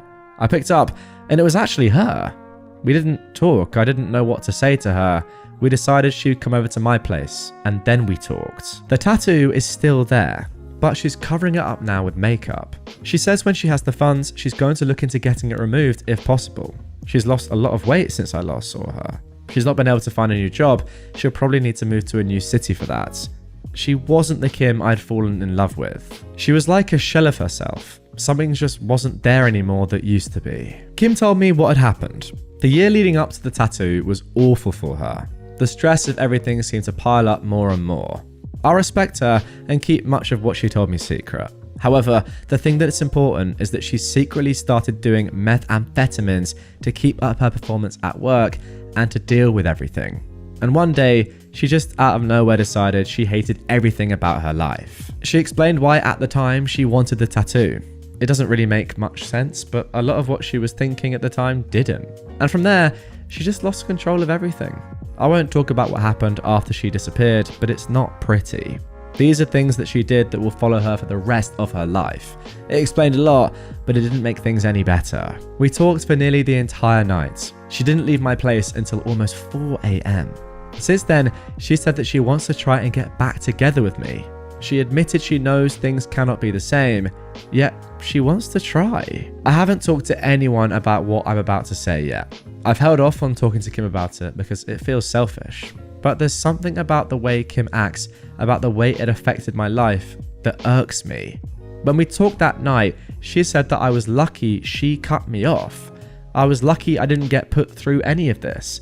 I was lucky that my crazy ex wasn't at my door screaming or showing up to my work and causing a scene. She acts like my life wasn't affected at all. I told her what happened after she left, how much it hurt, how I almost quit my job and moved across the country. Her response was dismissive. Like, because I didn't go through with that, I don't get to complain. She acted like because I wasn't the one with a tattoo on her face, I don't get to act like it had long-lasting effects on me. She didn't even apologize for the explicit and hateful note she left with my things when she returned them. Or for the phone call where she called me a manipulative, selfish jerk who only wanted her for her body, or even just for breaking up with me. She knows she was wrong to do it, but it's almost as if she's acting like because she had a breakdown, I can't hold her accountable for what she did to me because it wasn't long lasting. I texted her last night saying how hard it was for me when she left. She ignored it entirely and tried to move on. No acknowledgement at all. I don't know why, but it hurt me. It hurt me so much. I feel like I did back when all those emotions finally hit me after she left. I wish she'd just never come back into my life now. I wish I didn't know what happened. I wish I hadn't picked up the call, because it hurts. But a part of me feels like I'm being selfish or complaining too much, that I don't get to feel this way because I'm not the one who had the mental breakdown. But there we go, a pretty similar story to the first one, truth be told. Both stories have a man who's been so deeply saddened, or I guess kind of even traumatized by their ex-wife now, or wife or fiance's past doings or current doings, you know what I mean. But then even when that woman has come back into their life and you feel like both these men might just say, you know what, despite all the trauma, I still love you, I'm gonna get back with you, we can get through this. They both, in my opinion, make the correct decision and say, you know what, no, I can't do this anymore. What you did is truly ridiculous, it hurt me so much, and that's the end. And to both men, I have to commend them because I think they made the right decision, and I know in that position how hard that decision would be to make. So fair play to these guys. It takes a lot of courage and bravery to do that, and yeah, I would just say put yourself in their position if you can for a moment and think about how hard this would actually be. Obviously, for someone like me or you looking at this objectively, you can think, okay, these women are just crazy and stupid. But if you actually love that person, then that is a totally different conundrum. But yeah, as I said, I think they made the right decision. What do you guys think? Get in the comments down below. I beat the heck out of my sister and sent her to the hospital. I can finally talk about this because all the legal proceedings have been dealt with. So, I've been dating my boyfriend, Mark, for about 5 years. He is the best thing that has ever happened to me. He's kind, smart, understanding, and absolutely beautiful. When we started dating, he was a bit closed off and was afraid to initiate any form of intimacy. I at first thought it was because I was his first relationship and maybe he was nervous. But 6 months into us dating, he tells me that between the ages of 5 and 12, he was SA'd and R'd by his mother. His father left when he was around 4. It screwed him up in the head for a while. And when it got out, his mother was arrested and he and his 2 older sisters were put in the custody of their grandparents, who they lived with ever since. He was placed in intensive therapy and still goes to this day. He's come a long way and has healed a lot, but he still has some days where he gets really depressed and cries. Part of his therapy was exercising. So about 2 years ago, he and I started doing some bodybuilding workouts. I toned up a lot, put 20 extra pounds of muscle on, and he toned up a bit. Because we've been dating for so long and have marriage in mind, he told my family all about what had happened, though a less detailed version, and they welcomed him with love and support. Now for my sister, Sally. I've suspected that she's had a bit of a crush on him. She'll flirt sometimes here and there, but he never reciprocated and usually ignored her. I've talked to her about it so many times, but she didn't listen. To make a long story short, I'd gone out one Saturday afternoon with some friends to get some drinks, and left Mark behind because he didn't feel like going. My sister had texted me prior to ask if she could borrow a few things from me. A sweatshirt, DSLR camera, and a third thing that doesn't come to mind at the moment. I said sure, and to get it whenever. She went when I was out, unknowingly. When I came home, I found my boyfriend on the ground, crying his eyes out, and my sister trying to calm him down. He was having a panic attack. It's never safe to touch him when he has an episode because he may act out violently due to his headspace. Her hands were all over him and he was trying to push her away. Her shirt was also on the ground and she was only in her bra. I tore her away and asked what the frick she was doing. She said that she was trying on the sweatshirt when he walked in on her, freaked out, and went into an episode. However, Mark, through his tears, said that she tried to touch him. I asked my sister if it was true, and she said no, but Mark again said she tried to touch him. We have cameras in the house, and I pointed them out to my sister. Her face went white, and I don't know what came over me, but I saw red. I can't remember much because I was so angry, but I beat the heck out of her. I can't even remember if I was the one who called 911 or it was her through her beat up state. I do remember kind of snapping out of it because Mark was still going through his episode and I could hear him crying louder and I had to help him through it. It's all a haze. So I broke my sister's nose and gave her a black eye and bruised her ribs. She was in the hospital for a few days. Well, there we go, a pretty insane story to start with, but OP has given us an update and some more context around this post. First of all, this all happened right before COVID hit, the end of 2019, and everything was just settled this last month. Now this was posted on the 4th of March 2022, so that's how long it took. Secondly, the incident happened in our kitchen. The front door leads down a hall directly to our open kitchen, and to the right is our living room that leads to the bedrooms. Third, we have cameras in every room but the bathrooms and bedrooms, because we have a Great Dane named Butler. He's black and has a white oval patch from his chest to his tummy. He looks like a butler who likes to get into everything, so we set up cameras to keep an eye on him while we're out.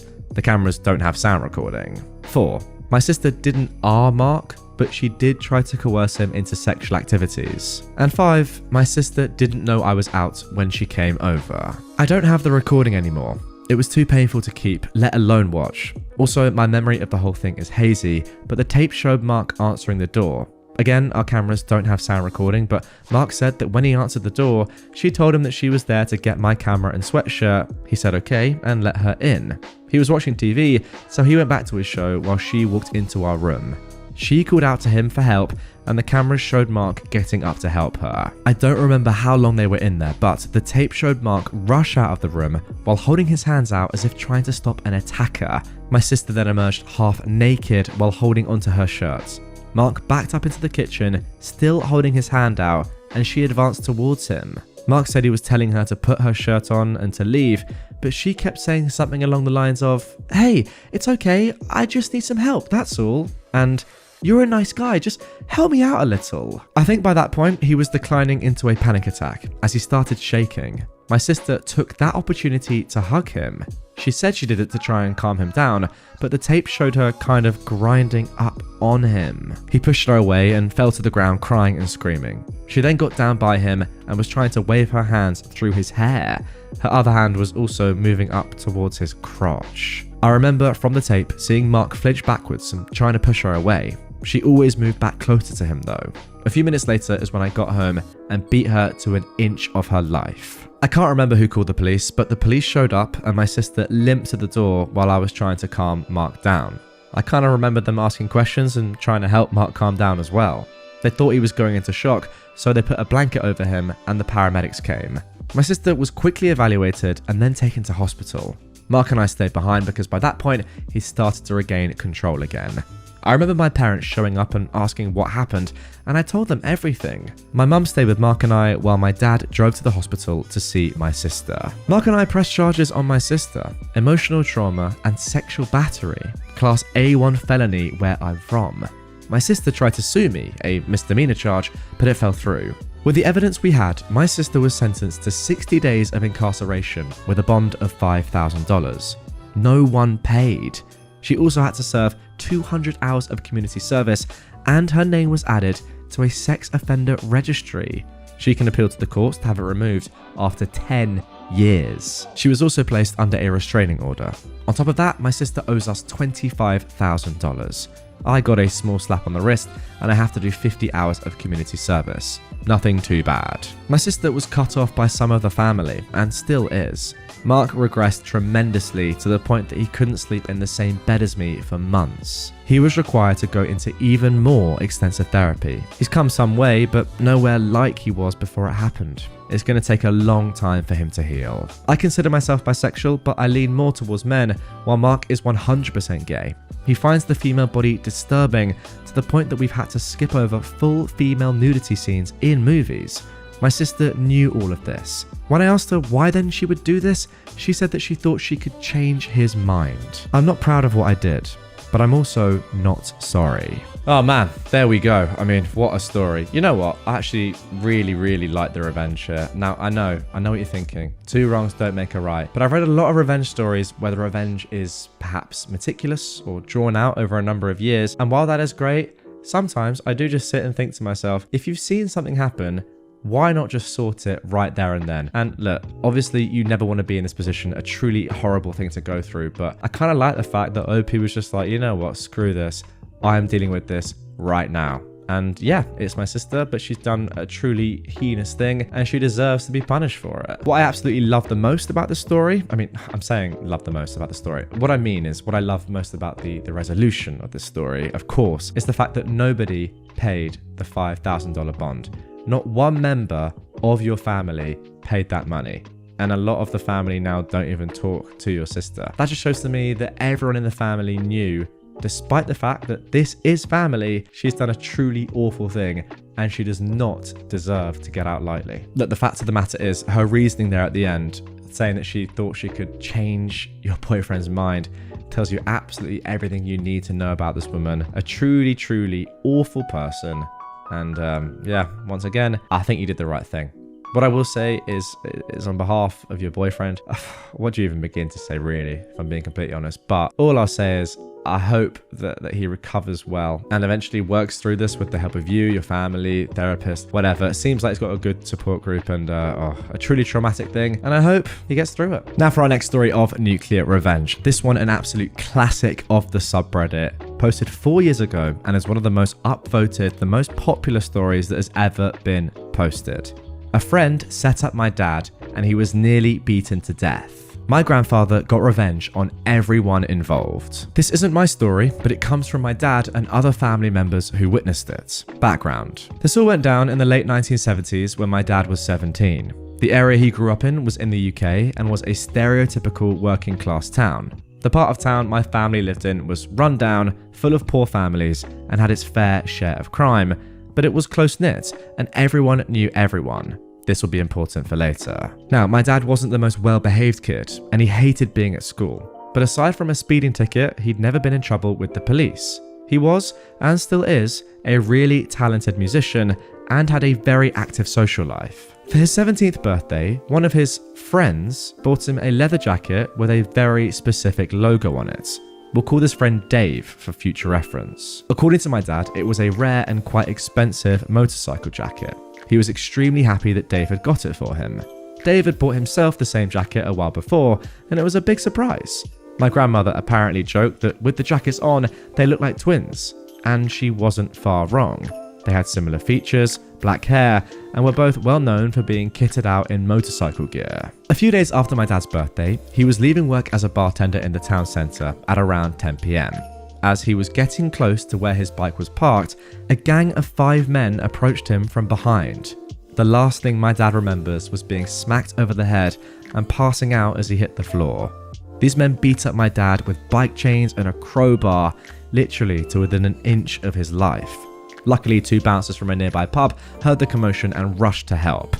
The men ran off and the bouncers called the cops, and my dad was taken to hospital. It turned out that Dave had quite a substantial gambling habit and owed a large amount of money to people who you really didn't want to owe money to.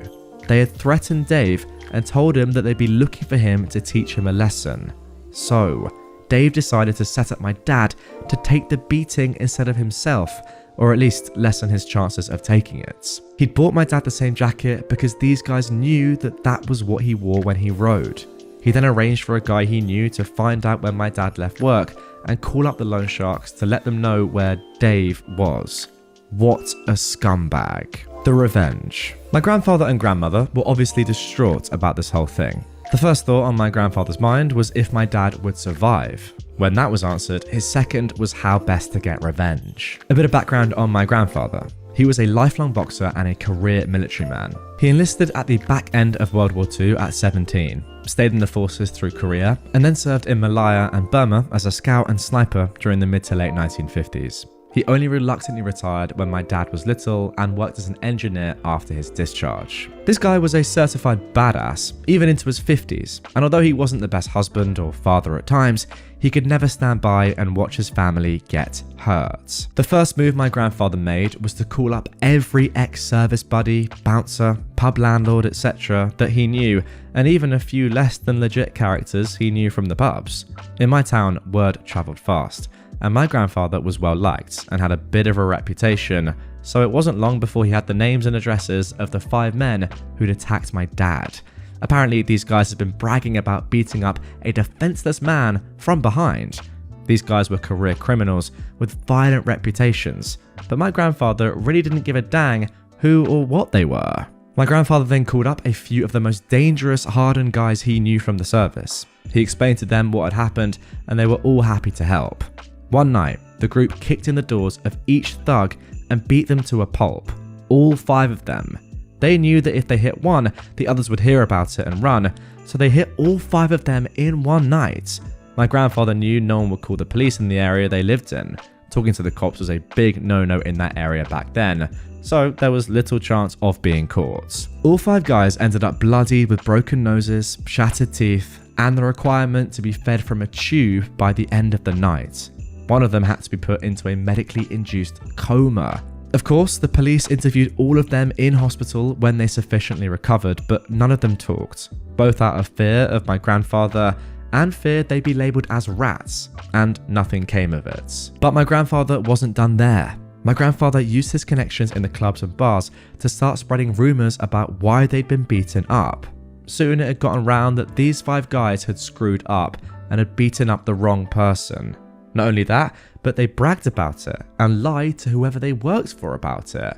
Not only were they physically broken, but my grandfather ruined their credibility so that when they got out, no one, criminal or otherwise, wanted to be associated with them. Once this was all done, my grandfather turned his attention to Dave. He'd specifically left Dave for last, knowing that he would poop himself knowing that my grandfather knew what he'd done. My grandfather, however, was much more subtle in dealing with Dave, as he thought that a simple beating would be too good for him. He waited and asked around, and it turned out that Dave was not only a compulsive gambler, but also had recently turned into a heavy drug addict as well. My grandfather found out who he was buying his drugs from, when he would usually buy and where. He had a buddy of his follow Dave when he went to buy his stuff, follow him to where he was living, and let my grandfather know. My grandfather then called in an anonymous tip that there was a huge drug deal going on at the address, and he thought he heard gunshots. He got 2 of his buddies to do the same. The police investigated, searched the house, and caught Dave red-handed with boatloads of drugs in his home, as well as counterfeit bills and a ton of other illegal stuff. Dave was charged, denied bail, and ended up pleading guilty to all the charges laid against him. My dad could never remember his exact sentence, but it was definitely heavy, at least 15 years. To add to that, Dave owed a lot of money to a lot of people, and let's just say his time in prison was made much worse by this fact. My dad never spoke to him again. His parents disowned him, his girlfriend dumped him, he struggled to get a job with his record, and when he got out, he had to move miles away as no one he knew wanted anything to do with him. My dad eventually recovered from his injuries, although you can still see various scars on his body from the beating he took. My grandfather never told anyone what he'd done until my dad asked him about it when he got really ill in the early 1990s. Dave's life was ruined, and out of the 5 who attacked my dad, 3 ended up in prison later in life, and 2 ended up dead due to crime. My grandfather passed away in the late 1990s, and although my dad and him had their issues, it could never be said that he didn't look out for him when he needed it. Wow, is all I can say after reading that. That was simply stunning. Goodness me. Even what happened in the first instance, what Dave did to you was absolutely shocking. Honestly, well, this is about your dad, isn't it? I know your dad nearly got killed, but very clever from Dave to to set your dad up as him. Maybe I shouldn't be saying that, but I was kind of thinking that's pretty genius from Big Dave to do that. Nonetheless, your grandfather's revenge, just like chef's kiss, because not only did he absolutely brutalize these 5 Donnies that deserve that, but he could have gone one further with Dave, but that would have been the wrong play. What he did in the end was absolutely perfect. You can't just let Dave get away with one beating. You can't. And I do think that the killing would have gone too far. So that lovely little middle ground of absolutely destroying his life is a perfect solution. So to your grandfather, I salute you. To OP, your dad, I say, well, very tough this happened, but hopefully you feel backed up by your dad. And yeah, overall, a brilliant story with some very satisfying revenge. Karen preaches to my child. My eldest is having a playdate with a friend and her mum comes to pick her up. I'm in my bedroom with Streetlight Manifesto playing and my boyfriend watching the kids. He comes to get me, saying that Mummy Dearest wants to talk to me about my music and rolls his eyes. So I go and she immediately starts with the, "You let your children listen to such blasphemy." And I tell her, it's really not blasphemy if we don't believe in God. She then gets so outraged that we need to see the light. So I snap back at her. "Leave my house immediately or I will have my boyfriend assist you in finding your way to the exit." I send her an email the next morning. "Hi Emily, this is Famer. I'm very concerned about your insistence on my preaching to my children and do not appreciate you insulting me and my children, especially not in front of my child. I would very much like for you to keep your religion to yourself and your family. If you find what you need in your God, that is wonderful for you, and I'm truly happy for you, but we do not share your beliefs and we very much do not want you pushing your beliefs on us. And especially not our children, who do not yet possess the critical faculties to understand such difficult concepts. As a courtesy, I will refrain from playing atheist music while your child is over." I got a message back. "Famer, I'm very sorry for my attitude the other day. My mother's currently in the hospital and I wasn't having a great day. I understand you have a difference of beliefs and will respect that in the future. Thank you for coming to me instead of just attacking me." So, I think it's settled, and I let my daughter go to her playdate despite my boyfriend wanting to chaperone. I should have let him. When I pick up my child, we start driving home, and I ask what they did and if she had fun, and she says, "We watched a movie about Jesus." Luckily, my child already knows about Christianity and that they have their beliefs, but that we, mummy and daddy, do not share those beliefs. But now I have to figure out how I'm going to answer the "but why" questions from a 5-year-old that I was hoping I could put off until she was better equipped to understand apologia and its critiques, because I don't have any real issues with Christians or Christianity that aren't based in the logical failings of their arguments for the existence of God. I became an atheist because I studied philosophy. So I sent another email to Emily. "Emily, this is Famer. Please explain to me why you thought it appropriate after our last conversation to proselytize to my child." Here is the response. "Famer, I'm sorry. I figured you wouldn't mind, given you espouse the virtues of atheism in your home, that I at least provide a counter to your blasphemy. Children should be allowed to decide whichever path they wish on their own." "Emily," I responded, "thank you for responding. I will no longer be letting my child over to your house unsupervised, and your child is no longer welcome over at ours unsupervised. I will be taking further actions as necessary through the school. I advise you don't weaponize your child in this and allow them to continue to be friends. However, should you fail this, I will seek a no contact order and go to the police to report your harassment. Any further correspondence can go through my boyfriend, as frankly, you don't want my patience to run any thinner than it already is. His contact information is attached, and I've CC'd him to this thread now. We haven't heard back." Wow, I hope after that threat, I mean, it's so ridiculous that you even need to make that threat of your boyfriend getting involved, that is going to be the end of that story, and it certainly looks as if it is. But yeah, overall, I will say I completely agree with you, OP. It's one thing having your own beliefs in your own religion, and I'm completely here for that. And as you said yourself, if you believe in whatever you believe in, that is completely fine. And genuinely, yeah, I'm happy for people that have their beliefs in whatever they believe in. It's all good with me. But once you start forcing and pushing those beliefs onto other people's children, yeah, that I don't really agree with. Now moving on to our next entitled parent story. Now I will give a little bit of a warning before we get into this one. It's a little bit graphic perhaps. If you're not very good with blood or bodily fluids or that sort of stuff, maybe you want to avoid and just skip to the third story of this episode. But it's a really good story, to be honest, and a serious story, and one that I wanted to cover and show you guys. So if you're keen, Here we go. My mum, a 41-year-old woman, believes me, a minor under the age of 17, vomiting blood and having violent diarrhea is because I don't exercise enough. I am currently sitting on the toilet writing this in incredible pain. Yesterday night, I was sent to the ER because my stomach was in serious pain. I came back with violent diarrhea and I ended up vomiting blood all over my floor. My mum claims that she cannot take care of it and that I should be able to when I'm literally pooping blood. She's been told multiple times for over a year to take me to a gastrointestinal specialist because I'm suffering symptoms of something chronic, but she will not take me. She believes that it is my fault I am this way when I try my absolute best to take care of myself when suffering from severe mental illness. She took them saying that I should see a specialist as a "F you, I was right" on her part, and is claiming that if I just ate better, I'd be fine. She is aware I'm recovering from an eating disorder, and before that ever started, I had serious stomach issues. Last night, I threw up blood and bile onto my room floor, and I'm unaware how to clean it, being that the smell would most likely make me vomit again.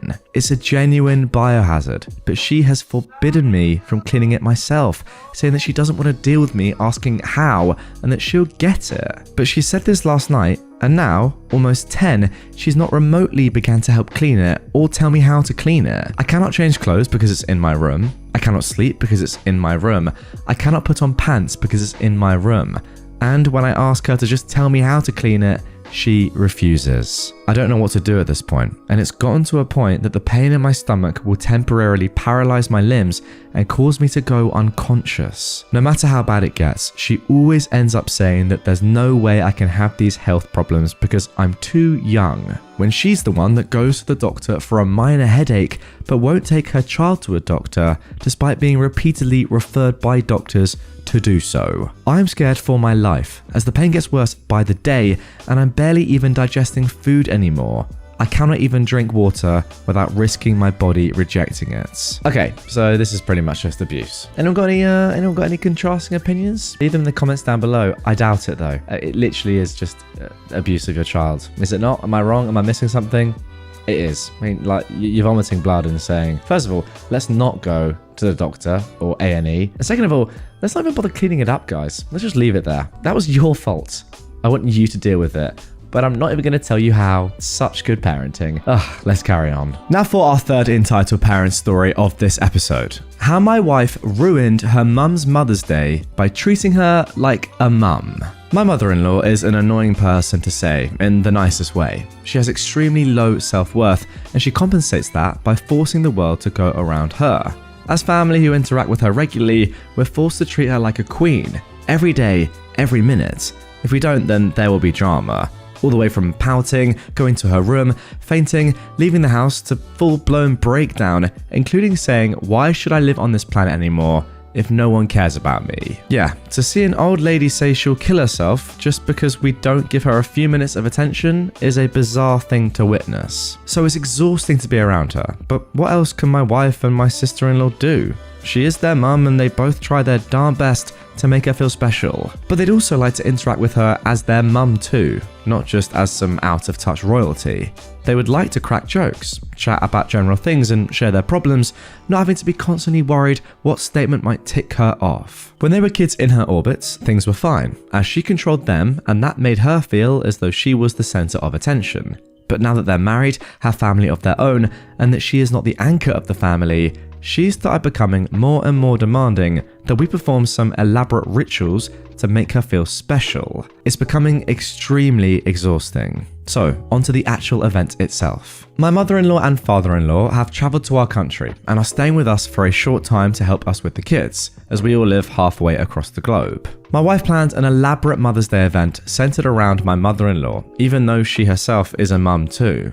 One of those that included lunch in a popular ethnic cuisine restaurant.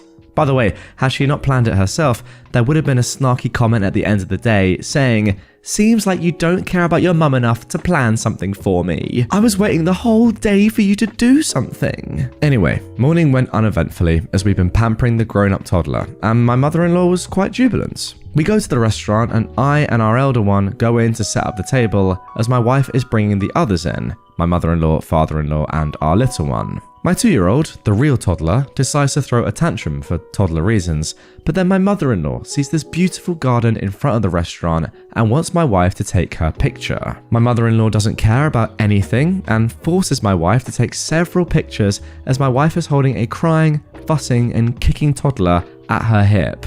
Having basked in the glory of being the center of attention, my mother-in-law is satisfied enough, and they all come in. My wife is ticked off from that, but tries her best to be cheerful. The waiter comes in to take the order, and right then, my mother-in-law decides to go to the restroom. My wife asks her to order before going, as the kids will get hangry if we wait for long. But the big mistake my wife did was she asked in a normal tone, a regular conversational tone, instead of a pleading or pleasing pampering tone. How dare we order her royalty on what to do? That was strike one. As me and my wife are looking at the bazillion choices and trying to order for kids, ourselves, spice level, etc., we got absorbed into ordering without paying attention to the most important person. My mother-in-law wasn't the center of attention for 2 full minutes. How dare we? That is strike 2. We didn't notice that or ask what she wants. She asked if they have a particular ethnic dish, which is a regular staple we have almost every day at home, like a grilled cheese sandwich, that too in an indifferent, meek tone. She was indirectly implying that she's just a nobody because of strike 1 and 2, and therefore she was ordering some peasant food. That was our cue to realise our mistake, prostrate before her, beg her forgiveness, and bring the world back into alignment before things go downhill. We failed to notice that change in her tone, which was strike 3. Instead, my wife suggests, "Mum, we have that almost every day at home, so why don't you..." But my mother-in-law cuts her off, saying, "I know that. Are you saying I don't know that?"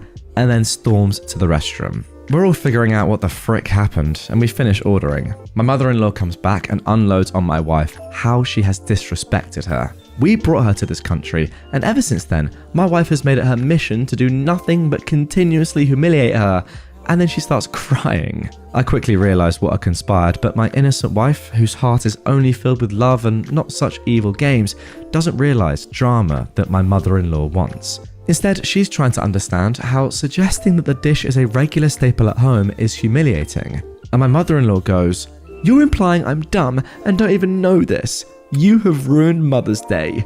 All daughters do special things on Mother's Day, and here you are ruining mine," with a few other delectable quotes. My wife says again and again, "That's just a regular thing to say to your mum," but my mother-in-law is adamant that my wife humiliated her by implying that she is dumb for not knowing it's a staple dish we regularly eat at home. So she storms off to sit outside. Seriously, that was the entire discussion for a full 5 minutes. It was extremely bizarre to see a 60-year-old woman throw a tantrum and accuse her daughter because she said, "It's a regular staple we eat at home." Now normally we would run after her and apologise and beg her to come back and keep apologising throughout lunch, which is what she wanted after 3 strikes. But this time we were so over this BS, having been through similar ones so many times. So we just sat and ate in peace without an extra side of drama. But my wife was heartbroken. She'd done all this planning, wanted to be a good daughter, wanted her mum to feel special, and in the end has ruined Mother's Day by talking to her mum as a mum and not as a royal. So, a 60-year-old woman started crying in the middle of lunch rush in a popular restaurant, all because we didn't give her attention for 5 minutes while busy ordering food for our kids. There are hundreds of other similar stories, but this is one of the clearest what the frick just happened. Honestly guys, if I had someone like that in my family, I think I just have to retire and say, you know what, I can't do this anymore. I actually just don't even want to be affiliated with you in any single way anymore. You are that annoying. Why is a 60-year-old woman acting like the youngest at that table when there is also a 2-year-old there? I mean, whose tantrum was worse? Genuinely. The 2-year-old's who was tantruming because they're a toddler, or a 60-year-old woman's because your daughter asked you a question? Like, what is actually going on? You just know exactly what sort of person she is like. I don't even have to meet this person to know exactly how they function day to day. As OP said, thinking the entire world revolves around them, but just being so annoying and just like precious and almost like a princess. I mean, is describing her as royalty is absolutely perfect. That is exactly how she thinks she is, that everyone should bow down to her. She needs a taste of her own medicine. I don't know exactly what that would entail. If you have any ideas, comment down below. How does OP and his family, how do we let this woman or make this woman realize that she is so entitled? I want to hear your thoughts. I had a male member of staff try to force himself onto another staff member, a female. She chose not to press charges, but that didn't sit right with me. To preface, I live in a country that employs a large foreign expat workforce in pretty much every industry and in all levels. For someone to move here for work, they have to be sponsored by a company or the individual that's employing them. I own and operate a small restaurant business here and employ more than a handful of foreigners as servers, cleaners, kitchen staff, drivers, etc. So here's the story. I was lounging on my couch enjoying the last of my weekend one day when I get a call telling me that one of our sponsored employees, a server, let's call her Janice, was picked up for indecent exposure essentially. Long story short, she was caught hooking up with a guy in a private booth at a local restaurant. Basically, the police walked in on them whilst engaging in some seriously heavy petting. They were fully clothed, but the guy she was with, or practically on top of, I should say, had his junk out. It turns out he works at the restaurant 2 doors down from where she worked. After a bit of chastising and threatening to escalate the situation and have them deported to sufficiently scare their senses back into them, they let them go. But not before signing a pledge type document promising to never repeat the offence or else. A slap on the wrist basically, and everyone got to go home, but it doesn't end there. That night, something clicked in my brain, and I had the thoughts, how and why did the police find them in a private booth in the back of a restaurant before the restaurant's own staff did? So I called the restaurant the next day. I thought maybe they called the police on them immediately for some reason, or maybe the couple got belligerent when staff asked them to stop. It turns out the staff didn't actually notice a thing. In fact, up until that day, the police have never been to that restaurant before.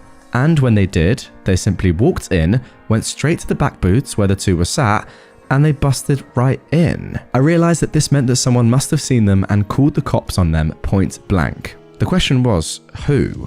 I decided to speak to Janice. I wanted to speak to her anyway that day, both to check in and get her version of the situation. I also gave her the employer, you know you did something stupid chat, and I reassured her that she is keeping her job. I also wanted to ask who she thought called her in. Without hesitation, she said it had to be Sammy, who was one of our drivers. Why do you think it was Sammy? I asked. Well, he's the one that dropped me off at the restaurant that day. He might have seen my friend walk in right after me and called the police on us, she said. Well, that sounds a bit drastic. Why would he do that even if he'd seen you do anything? I asked. She claimed it was because he was jealous. He was really into her apparently, and kept trying to get her into bed, she said. What genuinely annoyed me was when she told me that he actually tried to force himself on her once and she fought him off, and that he hasn't tried or even said anything since other than being very short and curt with her. My immediate response was, why on earth would you not tell me or one of your managers right away? She said that she dealt with it her way and it stopped.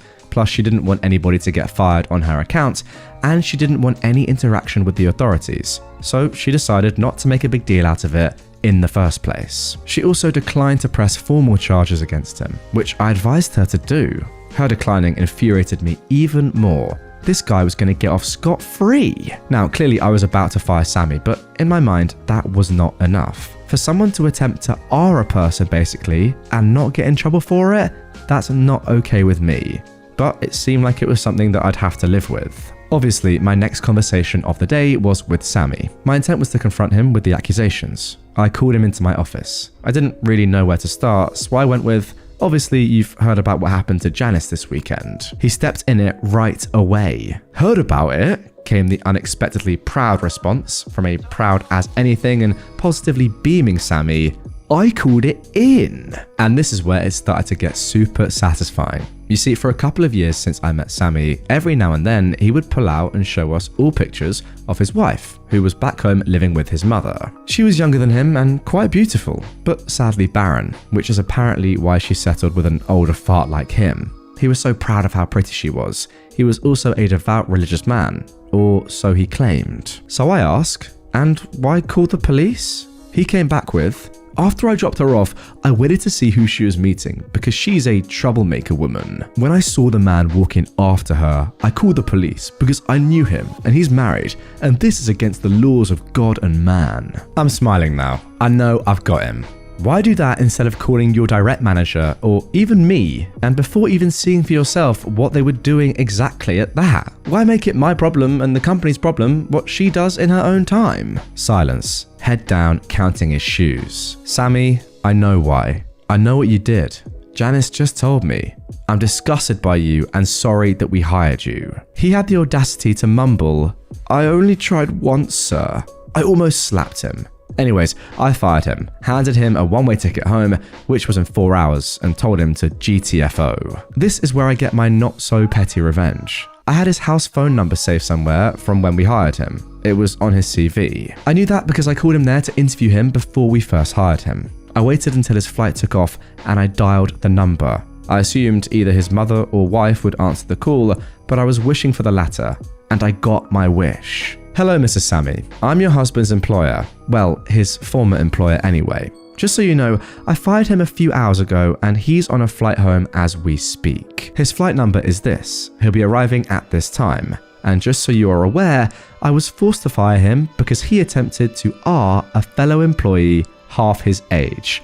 I'm sorry. I said that and promptly hung up, but not before hearing her gasping in shock. Well, there you go. A phenomenal piece of revenge to start off today's episode, and I completely agree with you. Look, obviously it's not your decision if this woman presses charges or not, but you can still be really upset that she didn't and want to take things into your own hands. And if you're the wife here, are you not kind of relieved a little bit to know what's gone on? Obviously, she's in a state of shock at first, but after a period of settling down, I think she's going to be happy that OP has told her what OP has told her. By the way, I only tried once, sir, is absolutely crazy. Like, think about that. What even is that for a sentence? Former manager made my life hell, and I finally got her fired. I was desperate to join a new job after my husband and I were both laid off last year. When I was offered a new role, I knew it would be a step down from what I was doing, but the manager and the team seemed great, and that part hasn't changed. However, since my manager Gary was so busy, he basically offloaded me to another manager, Jane. I was supposed to be the connection point between my team and Jane, but it quickly became Jane micromanaging me. She would ask me to work through lunch, move or cancel vacation days, call me at 11 PM on weekends, and order me around on phone calls. She would also make nasty comments about my weight and said that I was big for my race. The list of personal slights is so long that it filled 3 pages. I would talk back to her and she did not like that, and that provoked her more. I only stayed because we needed to pay the bills. Finally, I had a mental breakdown on a Friday afternoon after she yelled at me for something trivial about scheduling a meeting without including someone from her team who I didn't know about. I was dealing with a family tragedy and I couldn't take it anymore. I told Gary about the situation with Jane, and he was sympathetic and not at all surprised, considering half her team quit. He immediately offered to move me to a different team under him, and I was thrilled. Well, it turns out that going to the new team didn't help. Jane continued to order me around from afar. When I ignored her emails, she came to my desk one day and started loudly talking about how I'm not qualified for this role. Now, Gary overheard and finally told her off, but the verbal abuse did not stop. After 2 months there, I abruptly wrote my resignation letter, and I also stapled the list of Jane's offensive comments to it, CCing everyone.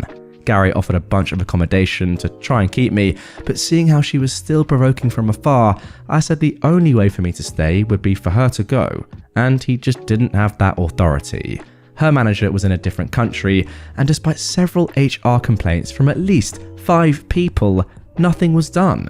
So I left, loudly and without shame, telling everyone exactly why I was leaving. Times were very bad for 3 months. There were nights that we would eat slices of bread just so we could pay the mortgage and emergency expenses from a health crisis and a funeral. Even after my husband found a job, we were still catching up on bills, and we still are. I spent months applying to 5 to 10 roles per day, sometimes over 20. Last month, I saw a public memo about a big shot from a former company joining the company I just left. Now, I used to work with this guy closely, so I texted him, "Congrats, let me know if you need any insights on the new place." We had a quick call where I told him some ins and outs, where I thought they could innovate, and after this call, he asked me to join the team as his chief of staff. I accepted. Imagine Jane's shock when we had our first all-hands call. all the VPs and above were asked to welcome the new Big Shot in a giant conference room. In Big Shot's speech, he breezed over that I'll be his chief of staff, along with a few key names. I now sat 2 levels above Jane, and apparently within the 3 months that I wasn't there, the other half of her team turned over. Every single person left. Gary was excited for me and said all nice things.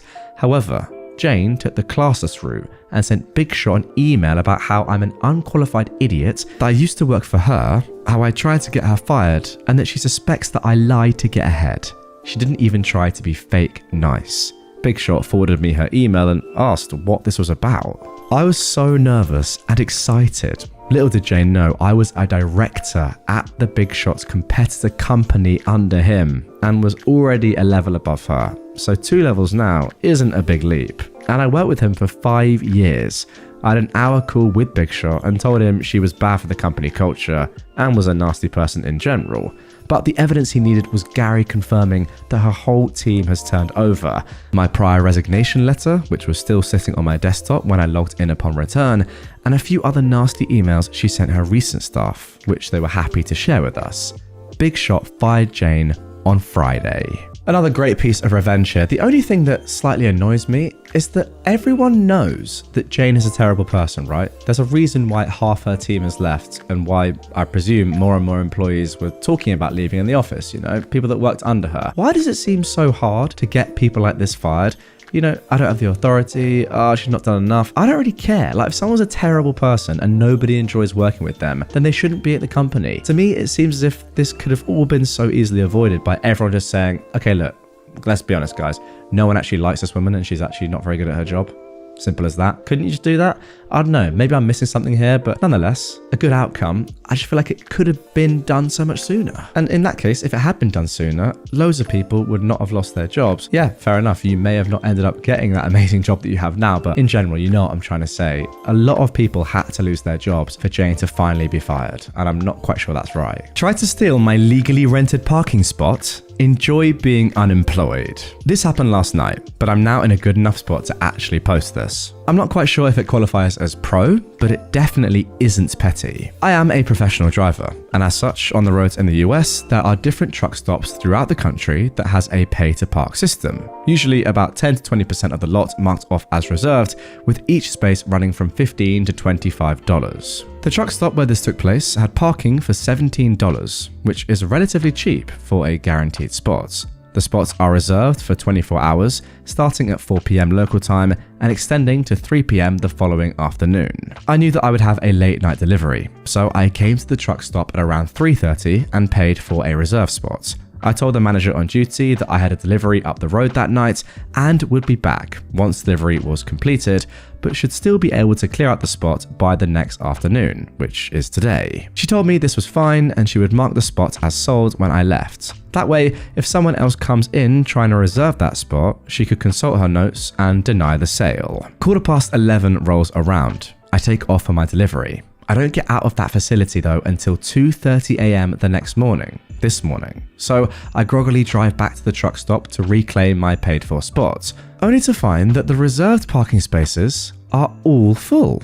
I call the manager on duty and after giving her my info, I inform her that all the spots are full and that someone has parked in a spot and hasn't paid for it. She sends her other employee out to start checking trucks. The culprit was from a company that is known for their bright orange trailers, and he was a company driver. The other employee starts banging on his door to inform him that he is parked illegally and that he has to move. Meanwhile, I can see the commotion from my mirror, with my vantage point in the fuel island where I've been instructed to temporarily park. The driver answers the door with a bottle of Heineken in one hand and some sort of smoking implement in another. I know what it is, but for the sake of the mods, I'm not going to say it. I decided to roll down the window to hear the commotion, and I hear the employee tell the driver to either move or he will get the towing company and police involved. This driver is flat out irate that someone had the audacity to tell him where he can and cannot park, so he slams the door on the employee, threatening him. The employee calls the police and tow company, and the police show up first. I'd worked for this company before, so I know their policies, and more importantly, what they can and cannot have in their trucks. Alcoholic beverages are not allowed in the cab. Anything that isn't a cigarette or a cigar and a lighter also not allowed. The coup de grace, a pew pew of any kind, absolutely not allowed, and especially not allowed loaded. This driver had all of that and some other not so legal substances in his cab, so he was hauled away in cuffs. His truck was hauled away on a wrecker.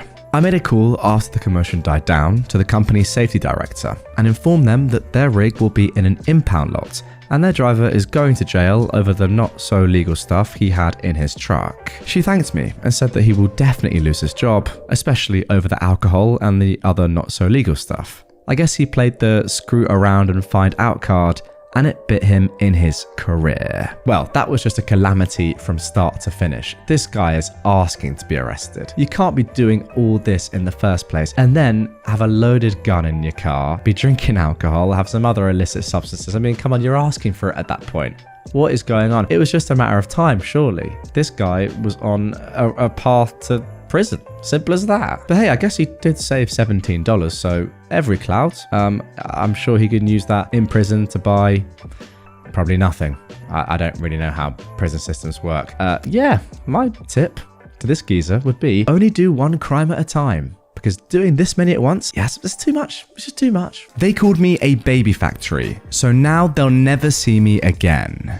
I want to say first, I had a difficult childhood, but not because of them. I was a happy kid who had friends and was kinda adjusted, but we were poor. We jumped across the US about twice, and my siblings and father were all disabled in different ways. My youngest sibling and dad were hard of hearing, and my youngest sister had brain and back injuries due to Chiari malformation. Look it up, it's actually a very interesting disease. It's a condition where the lower part of the brain pushes down into the spinal canal. Well, I must say that sounds truly terrible. But when things started really changing was when I was in high school, around my junior year of school. I met a dude and we were best friends, then we dated.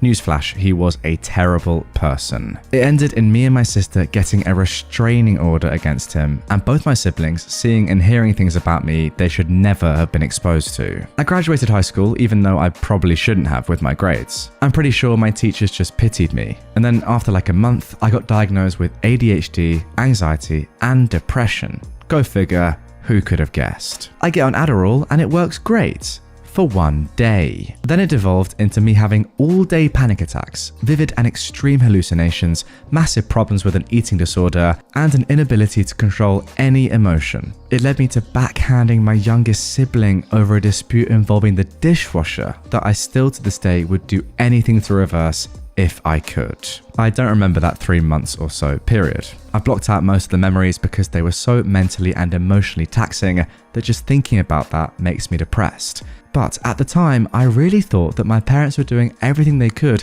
to help me through that time. They could have done more, but I reasoned they were working and didn't have all the time in the world to baby me, so I should handle this myself. Eventually, all by myself, I decided to go cold turkey and went through withdrawals which were almost as hellish as the actual meds themselves.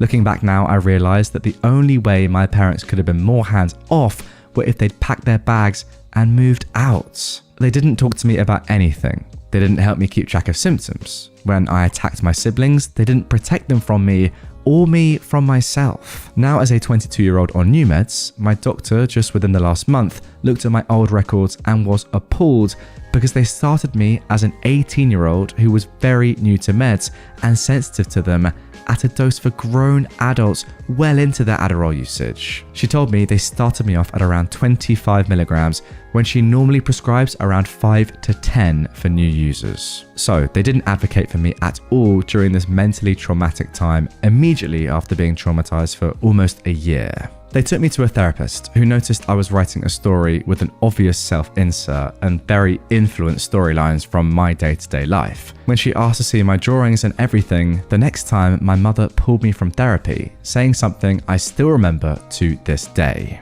I didn't send you here so she could ask you about your stories. I sent you here so she can talk about how your ex messed you up. She's not doing this fast enough. Well, come the end of summer, and even though I was still struggling with leaving the house just for a Walmart trip, they sent me to school for college across the state and basically wiped their hands clean of me. I went into survival mode. I believed my parents were right and I needed this, so I did my best to fake it till I made it. I shouldn't have been there, but in the long run, it was what saved me. My friends I met there are some of the people who I've chosen as family, and I met my current fiance while there through friends. Funnily enough, I wasn't allowed off campus. Even though my parents lived about 2.5 hours away and wouldn't have known otherwise, it took convincing from one of my friends to go about 2 hours in another direction, and that's where I met my fiance. My parents really don't like Connor, but they did like the free labor he did for them and how mature he was to keep me in line for them. Now they could pawn off the driving around and emotions on him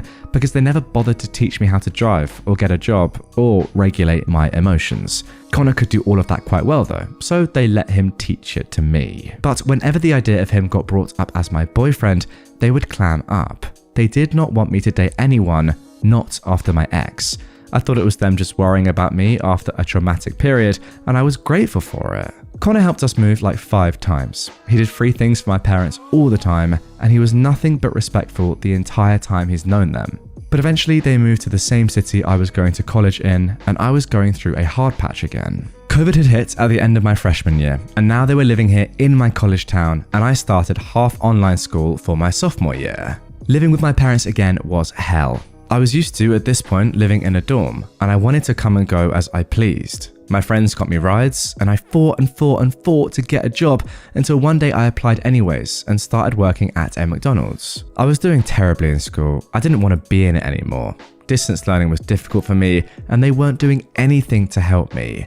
I was slowly becoming suicidal again, and I wanted nothing more than to find my own place. During this time, my dad was constantly working overtime, and one day when I was probably at my lowest, he made a joke that he was picking up all the overtime just to get away from you. I still remember it clear as day. I was mentally declining and becoming more and more erratic as time passes because I was spiraling again, and they just sat by and watched it happen while continuously judging me, making backhanded comments as I did. All the way up to this point, I was not known for fashion or hygiene. I was constantly self-conscious and didn't have control of my ADHD, so I was never one to doll myself up. But me and Connor were going to go on a date, so I grabbed my prettiest dress, some tights, and my favorite flats, and did my hair all nice, and I even tried makeup. I felt so pretty, and Connor was showering me with texts filled with compliments as he was on his way to pick me up. My mum and siblings got there first. My mum took one look at me and told me to go change. She burst out laughing and was hysterical over my outfits. She couldn't calm down, and the reason she was laughing is because I'm a big-chested girl and I'd gained weight as of recently because my eating disorder was flipping from anorexia to binge eating. None of my clothes fit me. I was in tears, and I just put on my normal jeans and hoodie in almost 80-degree weather, and I ran to Connor's car in tears. They kept trying to call me back into the house, but I just had to drive off without speaking to them. I didn't stay the night at their house for almost 2 days. Mum spent that first night texting me that I was overreacting and that none of the clothes fit me, and yes, she could have been nicer, but honestly, I need to be realistic about my fashion if I'm going to attempt it. If you couldn't tell by this point, my mum had picked out almost every piece of clothing I owned, and because I wasn't anorexic anymore, she was very upset whenever I showed skin. Day-to-day life was getting worse by the day, but eventually I opened commissions. I posted it on Facebook for family and nobody replied but my estranged grandmother on my mum's side, asking for an insanely difficult piece. I draw mostly pretty women in specific poses with pens or pencils, and that's it, especially back then. But she asked for a landscape drawing of her childhood home and a realistic watercolor drawing that she didn't have any reference of and hadn't seen since she was a kid. It was easily worth close to $150, maybe more because I'm terrible with commission prices. But I offered it for $60. My mother asked if I was serious. I told her that 1, I disliked this woman to the point of purposefully not contacting her for almost a decade at that point, and 2, this was so far out of my comfort zone that I would have to learn new skills just to make it, and it's more than half off. Then my dad texted me asking if I was serious. It devolved into a peeing contest on who can be colder and how fast I could move out. I wasn't pleasant, I'll be the first to admit that. I was mentally unstable and lashing out at everyone, but I was also still a child recovering from the toll of drugs that I was overprescribed and their emotional indifference during a freaking pandemic. I emergency moved in with my fiance, then boyfriend, and our friend who introduced us, and I didn't speak to them for a week. This is the beginning of their pattern that they pull literally to this day, regardless of the situation. They finally texted me back after about a week and a half, and acted as if nothing had happened. They hadn't kicked me out, I hadn't fought with them for days at that point, and we hadn't exchanged some of the meanest glances and short phrases of our lives to each other. They wanted to talk about the football game and trivial things in their lives. I didn't know what else to do. It was my family, and they were giving me the pass to be let back in after I'd mentally prepared myself to be shunned forever at this point. Of course, I took the olive branch. Maybe we'd speak about this in the future and laugh at how stuck up we'd been. It could all change for the better. Maybe. Me and my fiance lived there for a year or so before we contemplated moving to the town we'd met in and he grew up in.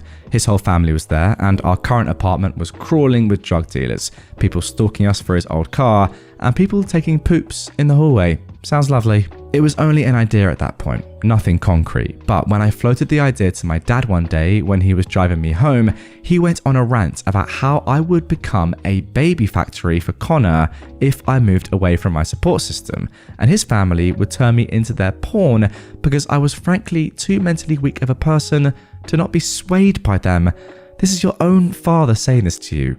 Wow. He went on for a long time and dumped a lot of info, and at random talked about how he kind of regretted having me and my siblings because he had us so young, and he regrets moving across the country like we did because of money problems. I asked him if he'd just told us that he regrets having us and living in this state, and he went, "I did not just say that. Don't put words in my mouth." I went into my apartment and sobbed for a good few hours. Connor was fuming, but was optimistic because at least he was talking. We both wrote off the bad parts and tried to move forward, hoping that this meant that he'd be open to talking more often in the future. We moved to my fiance's old home, and things were fine for a while. The longer I didn't live next to my family, the more I realized that I mentally couldn't handle them anymore. They'd been so mean and gaslighting. Slowly but surely, I was feeding my parents an info diet, and I was placing my boundaries. There were a lot of mean-spirited comments thrown my way. They used Connor for more labor during this time than keeping him at arm's length and refusing to acknowledge that we were serious and looking to move in together. Nothing of significance happened for about a year and a half until within the last year. So it's 2022 now, and me and Connor have lived together for most of the 3 or so years we've been together. We're living in our own home. I'm working 2 jobs and we're both happy. Stressed, but happy. Mum texts in our group chat that she wants me to give up my jobs and move back to their town to become a mailman like my dad. She swears that it's a government job with government pay and benefits, and it's the best I can do as a college dropout who's working 2 jobs. I replied back that I was making almost $1,300 a paycheck with both jobs, and I just moved into my house, and that the town she lived in was absolutely terrible. Remember my old apartments? That's all that's available there, and I wasn't keen on moving back now that I lived in a 3-bed house that's completely quiet and all my own. Well, she responds by calling me 4 times in one day, spam texted the group chat, and spams my DMs, sending Connor multiple texts, and then calling me again. I spent 2 days ignoring her before I finally replied. I answered her calls, and she spent almost the entire time during a 15-minute call that I put on speakerphone for Connor to listen to quietly, trying to manipulate me by calling me again a college dropout and telling me that I'm not happy there, I'm so far away from family, and there's no point in living there, especially since my jobs were working me to death and they had nowhere near the benefits that this mail carrier job has as a government job. I didn't have the heart or the verbal space to tell her that the US Postal Service is in fact not a government identity. It was privately owned. I did though tell her that all of those benefits I wouldn't need until I was 26 anyway. I had all of the supposed benefits from my dad also having the same job. She though glossed over that and talked over me to try and explain how miserable I was in that town. I told her I had to go and I hung up. Thanksgiving comes. My entire extended aunts and uncles on my dad's side come and stay with us. Things are looking good and I'm having fun with my family for once. Then I overheard my mum whispering to my uncle that her entire personality is just Connor. She's got no semblance of self anymore, and she even moved away to just become Connor's girl. My uncle didn't react or say anything, but I had to hide away to compose myself because I almost went nuclear and lost my mind. Okay, another time skip, and now we're in the present and getting closer to the end of our story. Connor proposed to me the day before Christmas Eve, surrounded by his incredibly loving family, by putting my ring in my stocking, and it was beautiful. The first person I called was my best friend, and then the second was my mother. It was close to 1 a.m. around this time, and I got her on the phone. I told her I knew it was late, but I was engaged. She told me though, in no uncertain terms, "Honey, that's amazing, but don't text in the family group chat or anything, because your dad's asleep and he has to get up at 5 a.m. Congrats, I'm going back to bed." Neither of them contacted me about my engagement for almost a week until I went back for their Christmas. I went with my best friend, and the entire time my family talked down to me. They misremembered my size, and instead of apologizing, they insisted that I didn't know my size, and that I was indeed an XXL. I'm a medium to large, and they started the night off by mum mentioning my engagement only once. It started off with my mum suddenly in the middle of things going good and everyone laughing. She starts cackling and goes, "Oh, your dad and his friend had the funniest thing to say about your engagement. Dad, show her the text." Dad just smiles and he starts giggling too. My siblings laugh along with them.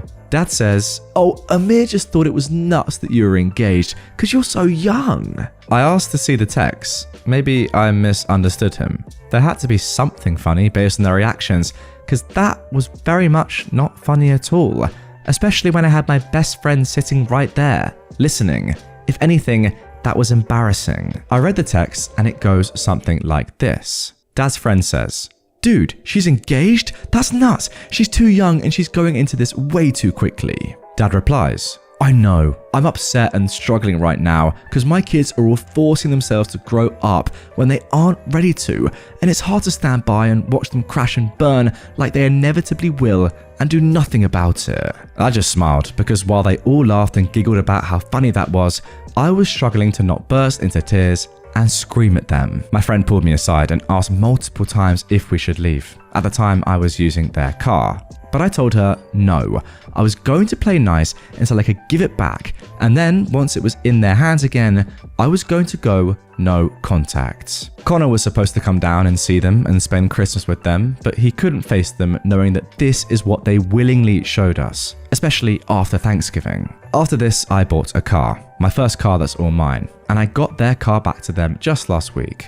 I'm putting my life together. I'm learning how to do the beginning of adult things well past when I should have. I learned to drive, pay bills, budget and spend, and how to exist, all from my fiance. I had to forcibly teach myself how to manage my own mental health with the help of my fiance and friends. I'm done making up excuses as to why I need them in my life. I don't want to deal with the body shaming, the classist behavior, the looking down on Connor for no reason.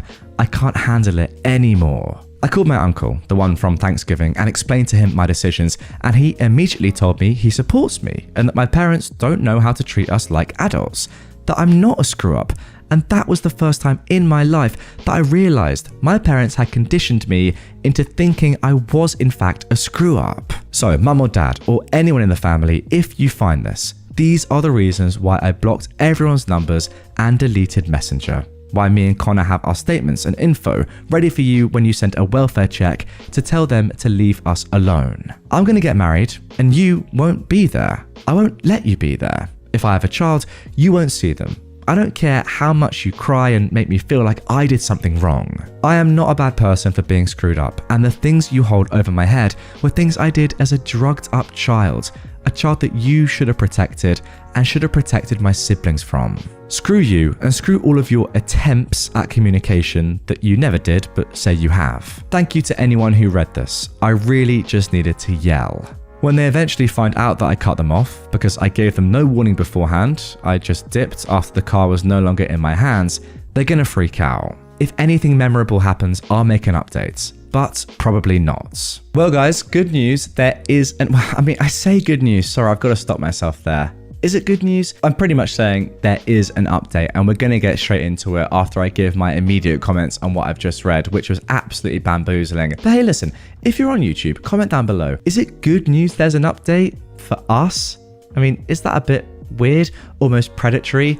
Kind of preying on someone's downfall, on OP's mishaps and their horrible family coming back into their life, so we get an extended episode and more of a story? I'm not sure. I'm not sure where I stand on it. But anyway, We're going to get into the update in just a second. However, I need to just talk about that story for just a hot minute because I can't believe the level of, I don't even know the word to use there because there are so many potential words. We can go with entitled, but that just seems far too basic. I think just malicious, manipulative, downright awful, 100% narcissistic, heathens. That is just a few words I would use to describe your horrible parents. What an absolute disgrace they are. Now, what I will say, and obviously I'm saying this before we get into the update, it looks as if you have, by this point in your life, pretty much gotten rid of them. You say right at the end there that they're not even going to know what's hit them, and you have pretty much sacked them off. They're not going to go to your wedding, not going to meet your child, and that is amazing. The best revenge is a life well lived. And look, you just know for sure that if they see you, you know what, it doesn't even matter. I was going to say, you know, they're going to be jealous and they're going to be like, oh, we made such a mistake. But ultimately, you're not even going to care about that because you're going to be doing your own thing and forgetting about how toxic those people are. And it sounds like you're on the path to that, which is truly amazing. However, as I said, there is an update and I really hope that things continue on in a good vein. I haven't read ahead, so I don't know what's going to happen here. I'm pretty nervous, to be honest. I hope it's good. Anyway, here is that update. Let's get into it. Hi again, everyone. It's been about a month since my 2 a.m. pity party. I want to say thank you for the overwhelming support that I received on my other post. Especially the person who mentioned that my parents were fine with abusing me, but not my siblings since they were physically unwell rather than mentally unwell like me. That one hit home probably harder than any other comment. I didn't think of it that way, but honestly, it was something someone probably should have said. I'd like to apologize for how rambly and long the last post was. I was in the middle of a panic attack and I've been ignoring calls and texts from them for days. I felt like a horrible person and was gaslighting myself into almost going into contact with them again.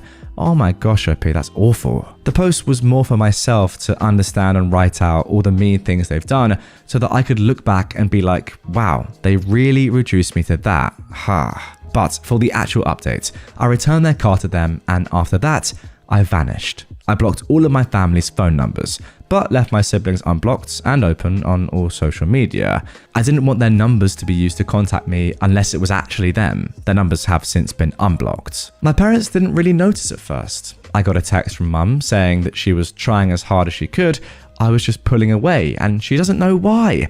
I might post some of the screenshots of my conversations with them sometime in the future so you can all marvel at how self-centered they are. It was mostly mum for a bit, nothing really from dad.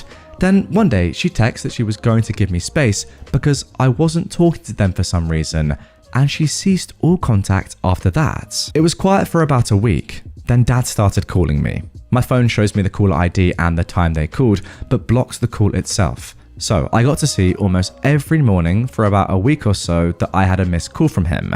Then he started texting me and he tried to use the age-old tactic of intimidation to get me to talk to him. It was mostly just, you better answer the phone right now. Then he'd call a bunch, but he finally sent a text about a week ago being cryptic about how I wouldn't know about stuff till after it happened, and if I was going to act like a child, these were the consequences. I kind of just rolled my eyes and didn't respond. It turns out after skimming the family group chat, he's been diagnosed with pretty bad carpal tunnel syndrome in both of his hands and a severe lower back injury they've yet to figure out. He also suffers from a myriad of other illnesses right now, but he still forces himself to work 60 plus hours a week as a postal carrier, so I don't know what he expects. To be honest, this might make me a bad person, but I didn't really care. If it had been about my siblings, I would have probably jumped on the phone and been freaking out. But I don't really hold any feelings besides resentment, confusion, and anger with my parents. So this news didn't really faze me. I don't blame you. In better news, Connor has received a few raises due to county regulations being changed, and I now also have a job with the county. I'll be moving on to my own insurance and finally moving onto it without worrying about contact. I also learned right about that time that my parents had taken out 5 different loans in my name to pay for college, all varying up to about $12,000. They did not explain this with me at all and had apparently been paying them all for the last 3 years. So I have credit, I guess, when I thought I didn't. So yippee! I have to figure out a way to transfer it into my name and figure out the logistics.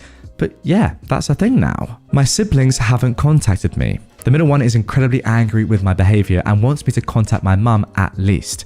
I've just avoided the topic with her. My other sibling, I can't honestly tell you how they feel, but they apparently plan to move to a big city about 4 hours away for college in the coming years.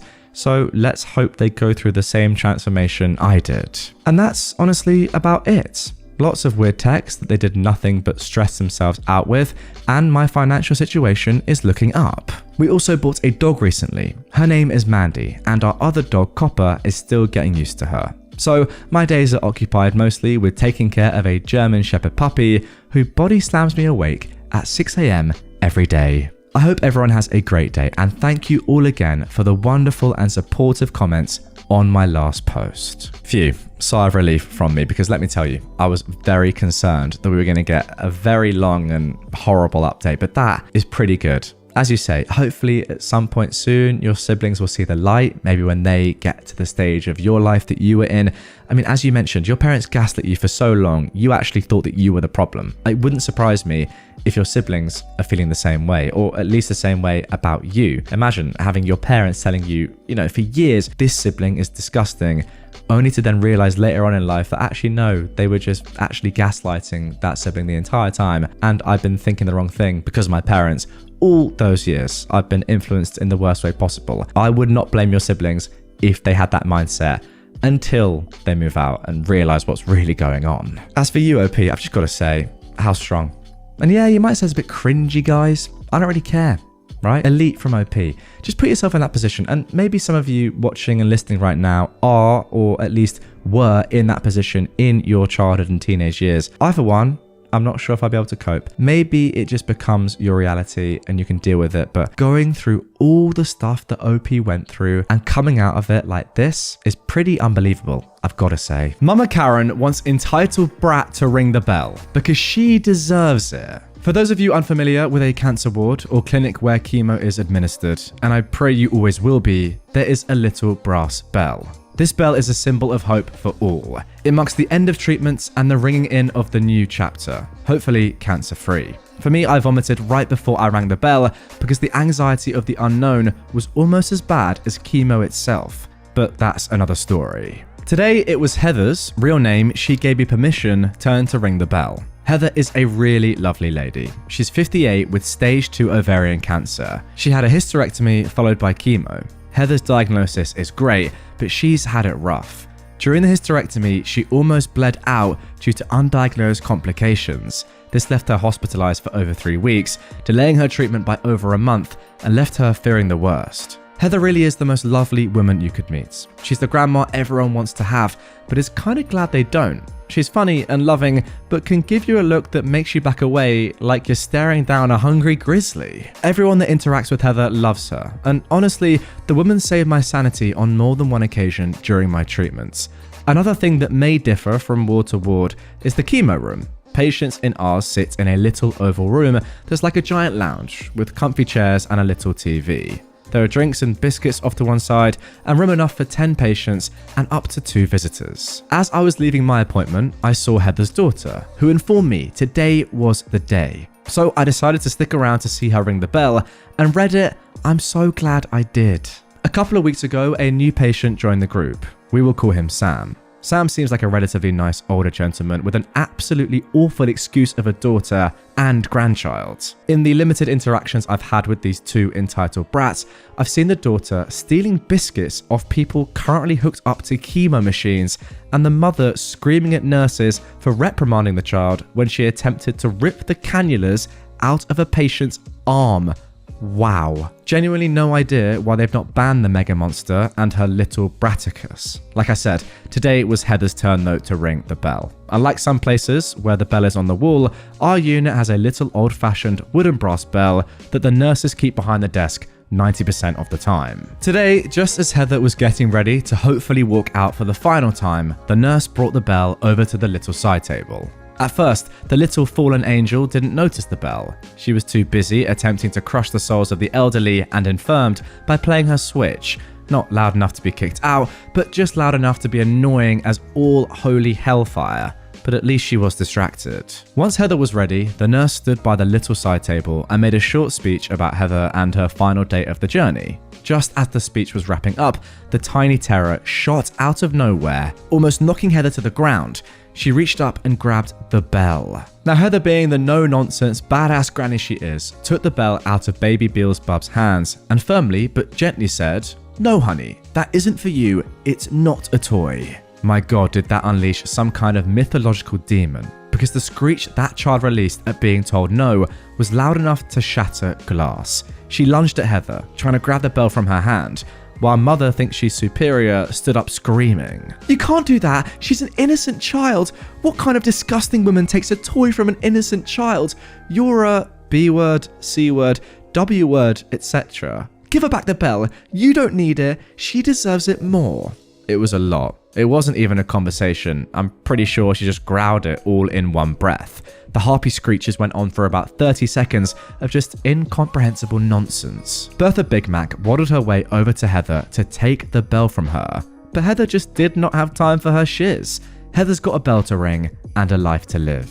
So as the rampaging rhino gets up to Heather, Heather goes heathen on her. She looks this entitled mama dead in the eye and says, "Your father must have been," insert the name of a certain World War II German political leader, "in a past life, to be lumped with such a sorry excuse for a daughter." Well, this took everyone by surprise, as there was a brief pause before Heather unleashed everything she'd been dying to say to this Cerberus. Do you have any idea how exhausting it is to finish a round of treatment with you and your obnoxious brat around, making everyone's lives miserable? I know God's testing us, but my God, we already have cancer. Now he's saddling us with you too? You're disgusting. You're entitled, you're selfish, you're poorly behaved, and your child is just as awful as you are. And I hate saying that about an innocent child, but my God, she's awful. I've never hated a child until I met yours, but she's really, really awful. She's not been kicked out of school. Did I mention the kid is 10 years old? Because the teachers are targeting her. She's been kicked out of school because she's an entitled bully, just like her entitled mother. And if you want any hope of her having a decent life, you'd become a decent parent and correct some of her behavior. But oh no, that would require correcting yours, you abominable excuse for a human being. It was glorious, awful, awkward, and silent. Betty Big Mouth had suddenly been struck dumb. The tantruming terror was gaping like a fish out of water. And then there was Sam. Sam broke the silence when he started laughing, like deep belly, full-bodied laughter. Mama Hodai looked horrified, angry, mystified, and humiliated as her father laughed hysterically. To be fair, not sure any of us knew how to react. After what felt like an hour, but was likely about a minute, Sam stopped laughing and told his daughter and granddaughter, "You can sit down and shut up, or go wait in the car." He then told Heather to go ahead and ring the bell. The slain beast and her beastette slinked back to their seats, where they both sat shell-shocked, while Heather rang the bell. We clapped. Some of the cheap seats clapped a little too enthusiastically. Then Heather, her daughter, and I sauntered out of the room. Heather and I parted ways at the hospital entrance, and I wished her the world of luck. But I've got a feeling she won't need it. If you can slay two Karens in one 90-second rant, cancer is nothing. I love Heather, but my God, I'm so glad she isn't my grandma. I mean, to be honest, the only part about the story which I don't really agree with OP on is the fact that you're saying that you don't want Heather to be your grandma. Are you joking? She sounds unbelievable. I get what you're kind of saying slightly, I will say. You think that maybe she's a little bit too just like stern and sticks up for herself too much, perhaps, to the detriment of you as her granddaughter, maybe? You want to have a bit more fun? I don't know. I'm trying to give you the benefit of the doubt here. To be honest, she just sounds badass, as you said. Now, as for these entitled people, the fact that their own granddad, is laughing at them for a full minute is just mental. I've said it before and I'll say it again. I do not understand how one family can contain two sets of people that are just so different. You got Sam, absolute legend, who just laughs at his own entitled family members.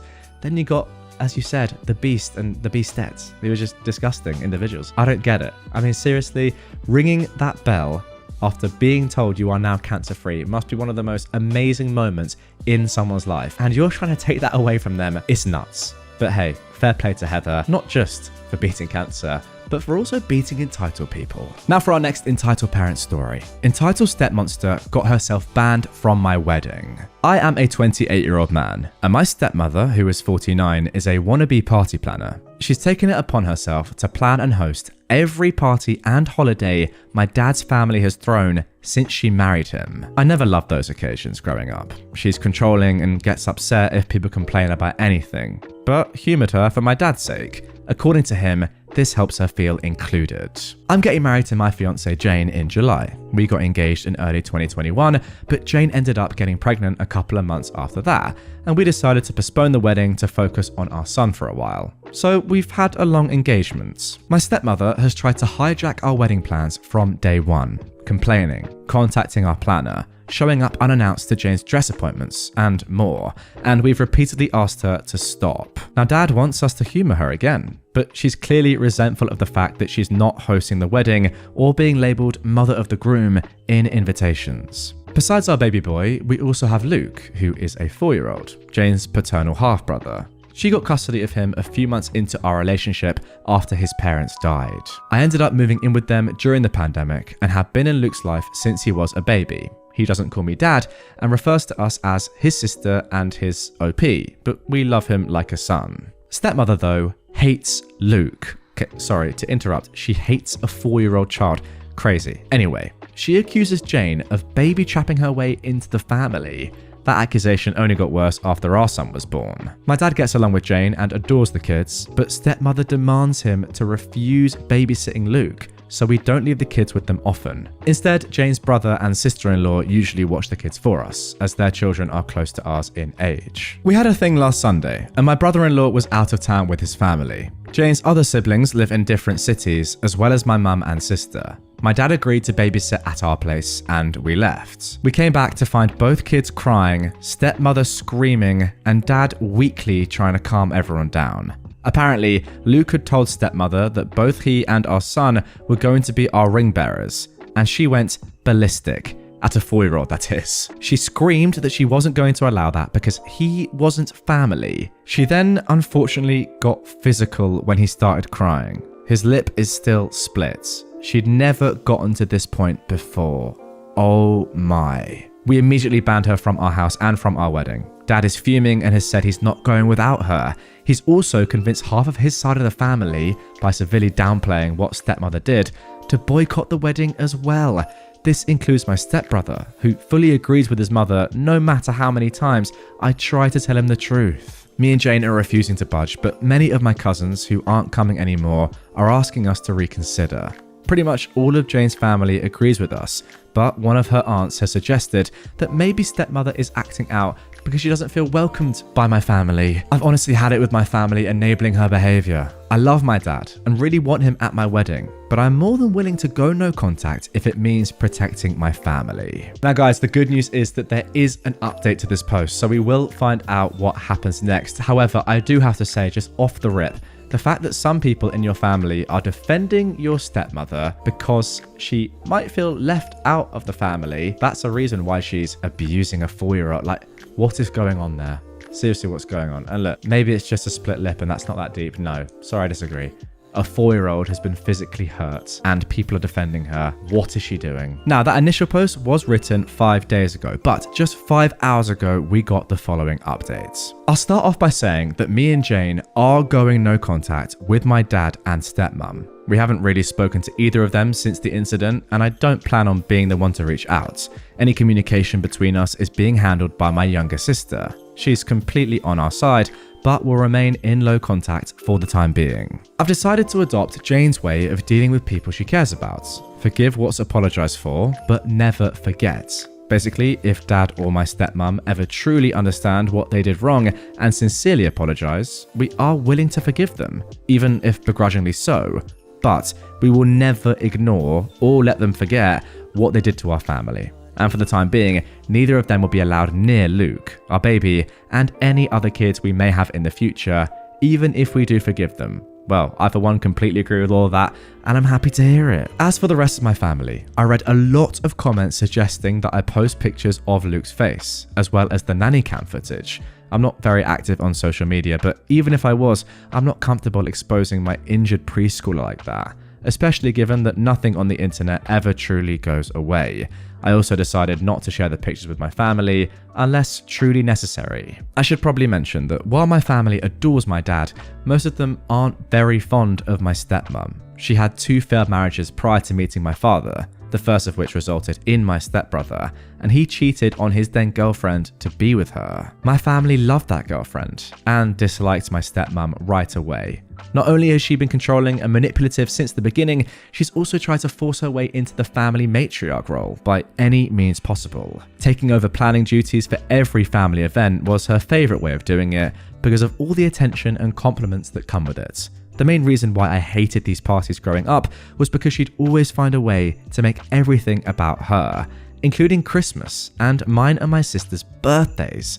The rest of the family felt neutral about it, but they never liked her. With Luke, it was different. Most of my relatives didn't meet him until COVID restrictions got looser, and by then he was 2 years old.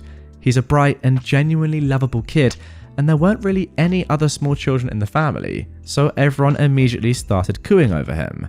The way I see it, my stepmom got upset that Jane and Luke were accepted by my family so easily compared to her experience, and that is why she resents them both. But I can't confirm that. She was also mad that, aside from not being the planner, she would have absolutely no involvement in the wedding party. She tried to pressure us into letting her officiate. One of Jane's best friends was offered that role a year ago, making stepbrother my best man. He wasn't interested and I'd already got on my best friend, or asking her sister's daughter to be our flower girl, but we'd promised Jane's 3-year-old niece.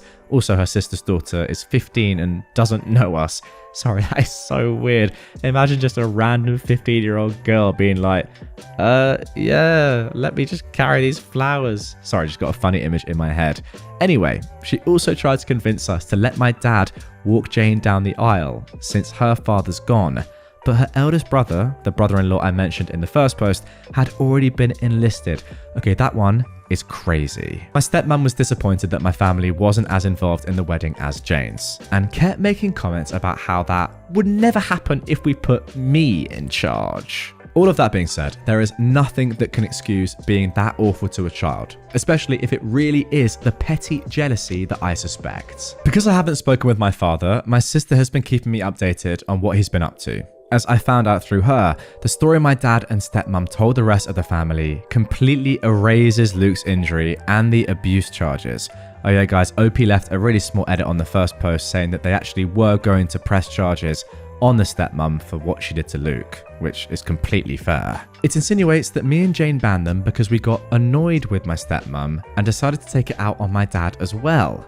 Because most people already dislike my stepmom, explaining what actually happened that night wasn't hard, and most of the relatives that I actually wanted at the wedding have apologised, and are now berating my dad as well. The people that didn't believe us, as well as those saying we overreacted, have been told they are not welcome in our home anymore. Those are mostly people from my dad's generation, so I can't say I'm surprised.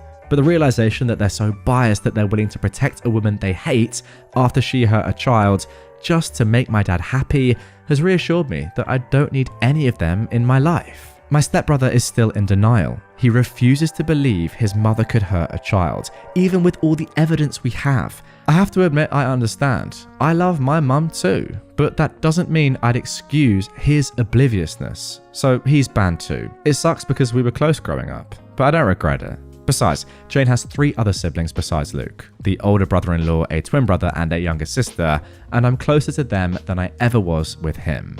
Speaking of Jane's family, they're all furious over what happened and have been extremely supportive of us. Jane's maternal family basically adopted Luke after she got custody of him, and have called frequently to make sure he's okay. We did manage to save some money with everybody we uninvited and have decided to use it to help Jane's cousin. She lives in a different country and was previously unable to come to the wedding, so we're paying for her plane ticket. That is awesome. Luke has gotten much better and is almost completely back to being the sunny child he's always been. The split lip was shallow. It's healing slowly but didn't require any stitches. We sat him down a few days ago and explained that my dad and stepmonster wouldn't be around anymore. He really liked my dad but understands that he and stepmom are attached at the hip. He's clearly scared of her, but we're doing our best to make him feel safe. That is so sad that a 4-year-old has that much terror in their lives. at that age, wow. Me and Jane have reassured him that he is family. We love him, and no one will ever change that. I'm not too worried about my dad or stepmom trying to show up at the wedding, but we've alerted the venue and given them pictures just in case they try anything. Better safe than sorry. Some people brought attention to the fact that my stepmom is a hypocrite for saying Luke isn't family. I agree, for obvious reasons. Her main excuse for pretty much everything she does is that she doesn't feel like my family welcomes her. Dad has been guilting me to take part in everything she plans by reminding us of that for as long as I can remember. The way he continues to make excuses for her without realizing this is basically a case of the pot calling the kettle black, except Luke actually is family. This is what has made me accept that while I will always love my dad, it's not healthy or safe for me and my family to be around him anymore. It hurts to know that my son won't have his only remaining bio-grandfather in his life, but he has 2 amazing step-grandpas to make up for it. For now, I'm sad but satisfied with how things have turned out. I don't like to complain about my life. It's a mess, but a beautiful one. I love my fiance, I love my kids, and I'm lucky enough to love my job. We're happy, and I'm not letting anyone ruin that. And there we go. Great story. Really enjoyed that one. You know what? I really like the fact that throughout this, you kept almost reminding us the reason as to why you were treating your dad in the same way you were treating your stepmom, alienating him from the family. Well, not alienating him, but you know what I mean. Going no contact. When he, to be fair, himself wasn't doing anything particularly badly. But yeah, you just summed it up at the end right there. The fact that he is enabling your stepmom's disgusting behavior, if anything, is just as bad as what your stepmom is doing, right? Now, OP has said that they hope that this is the last update on the story, but they'll keep us posted. It's one of those ones. I really, really hope that they do not show up at your wedding. But if they do, wow, it would make for some Reddit post.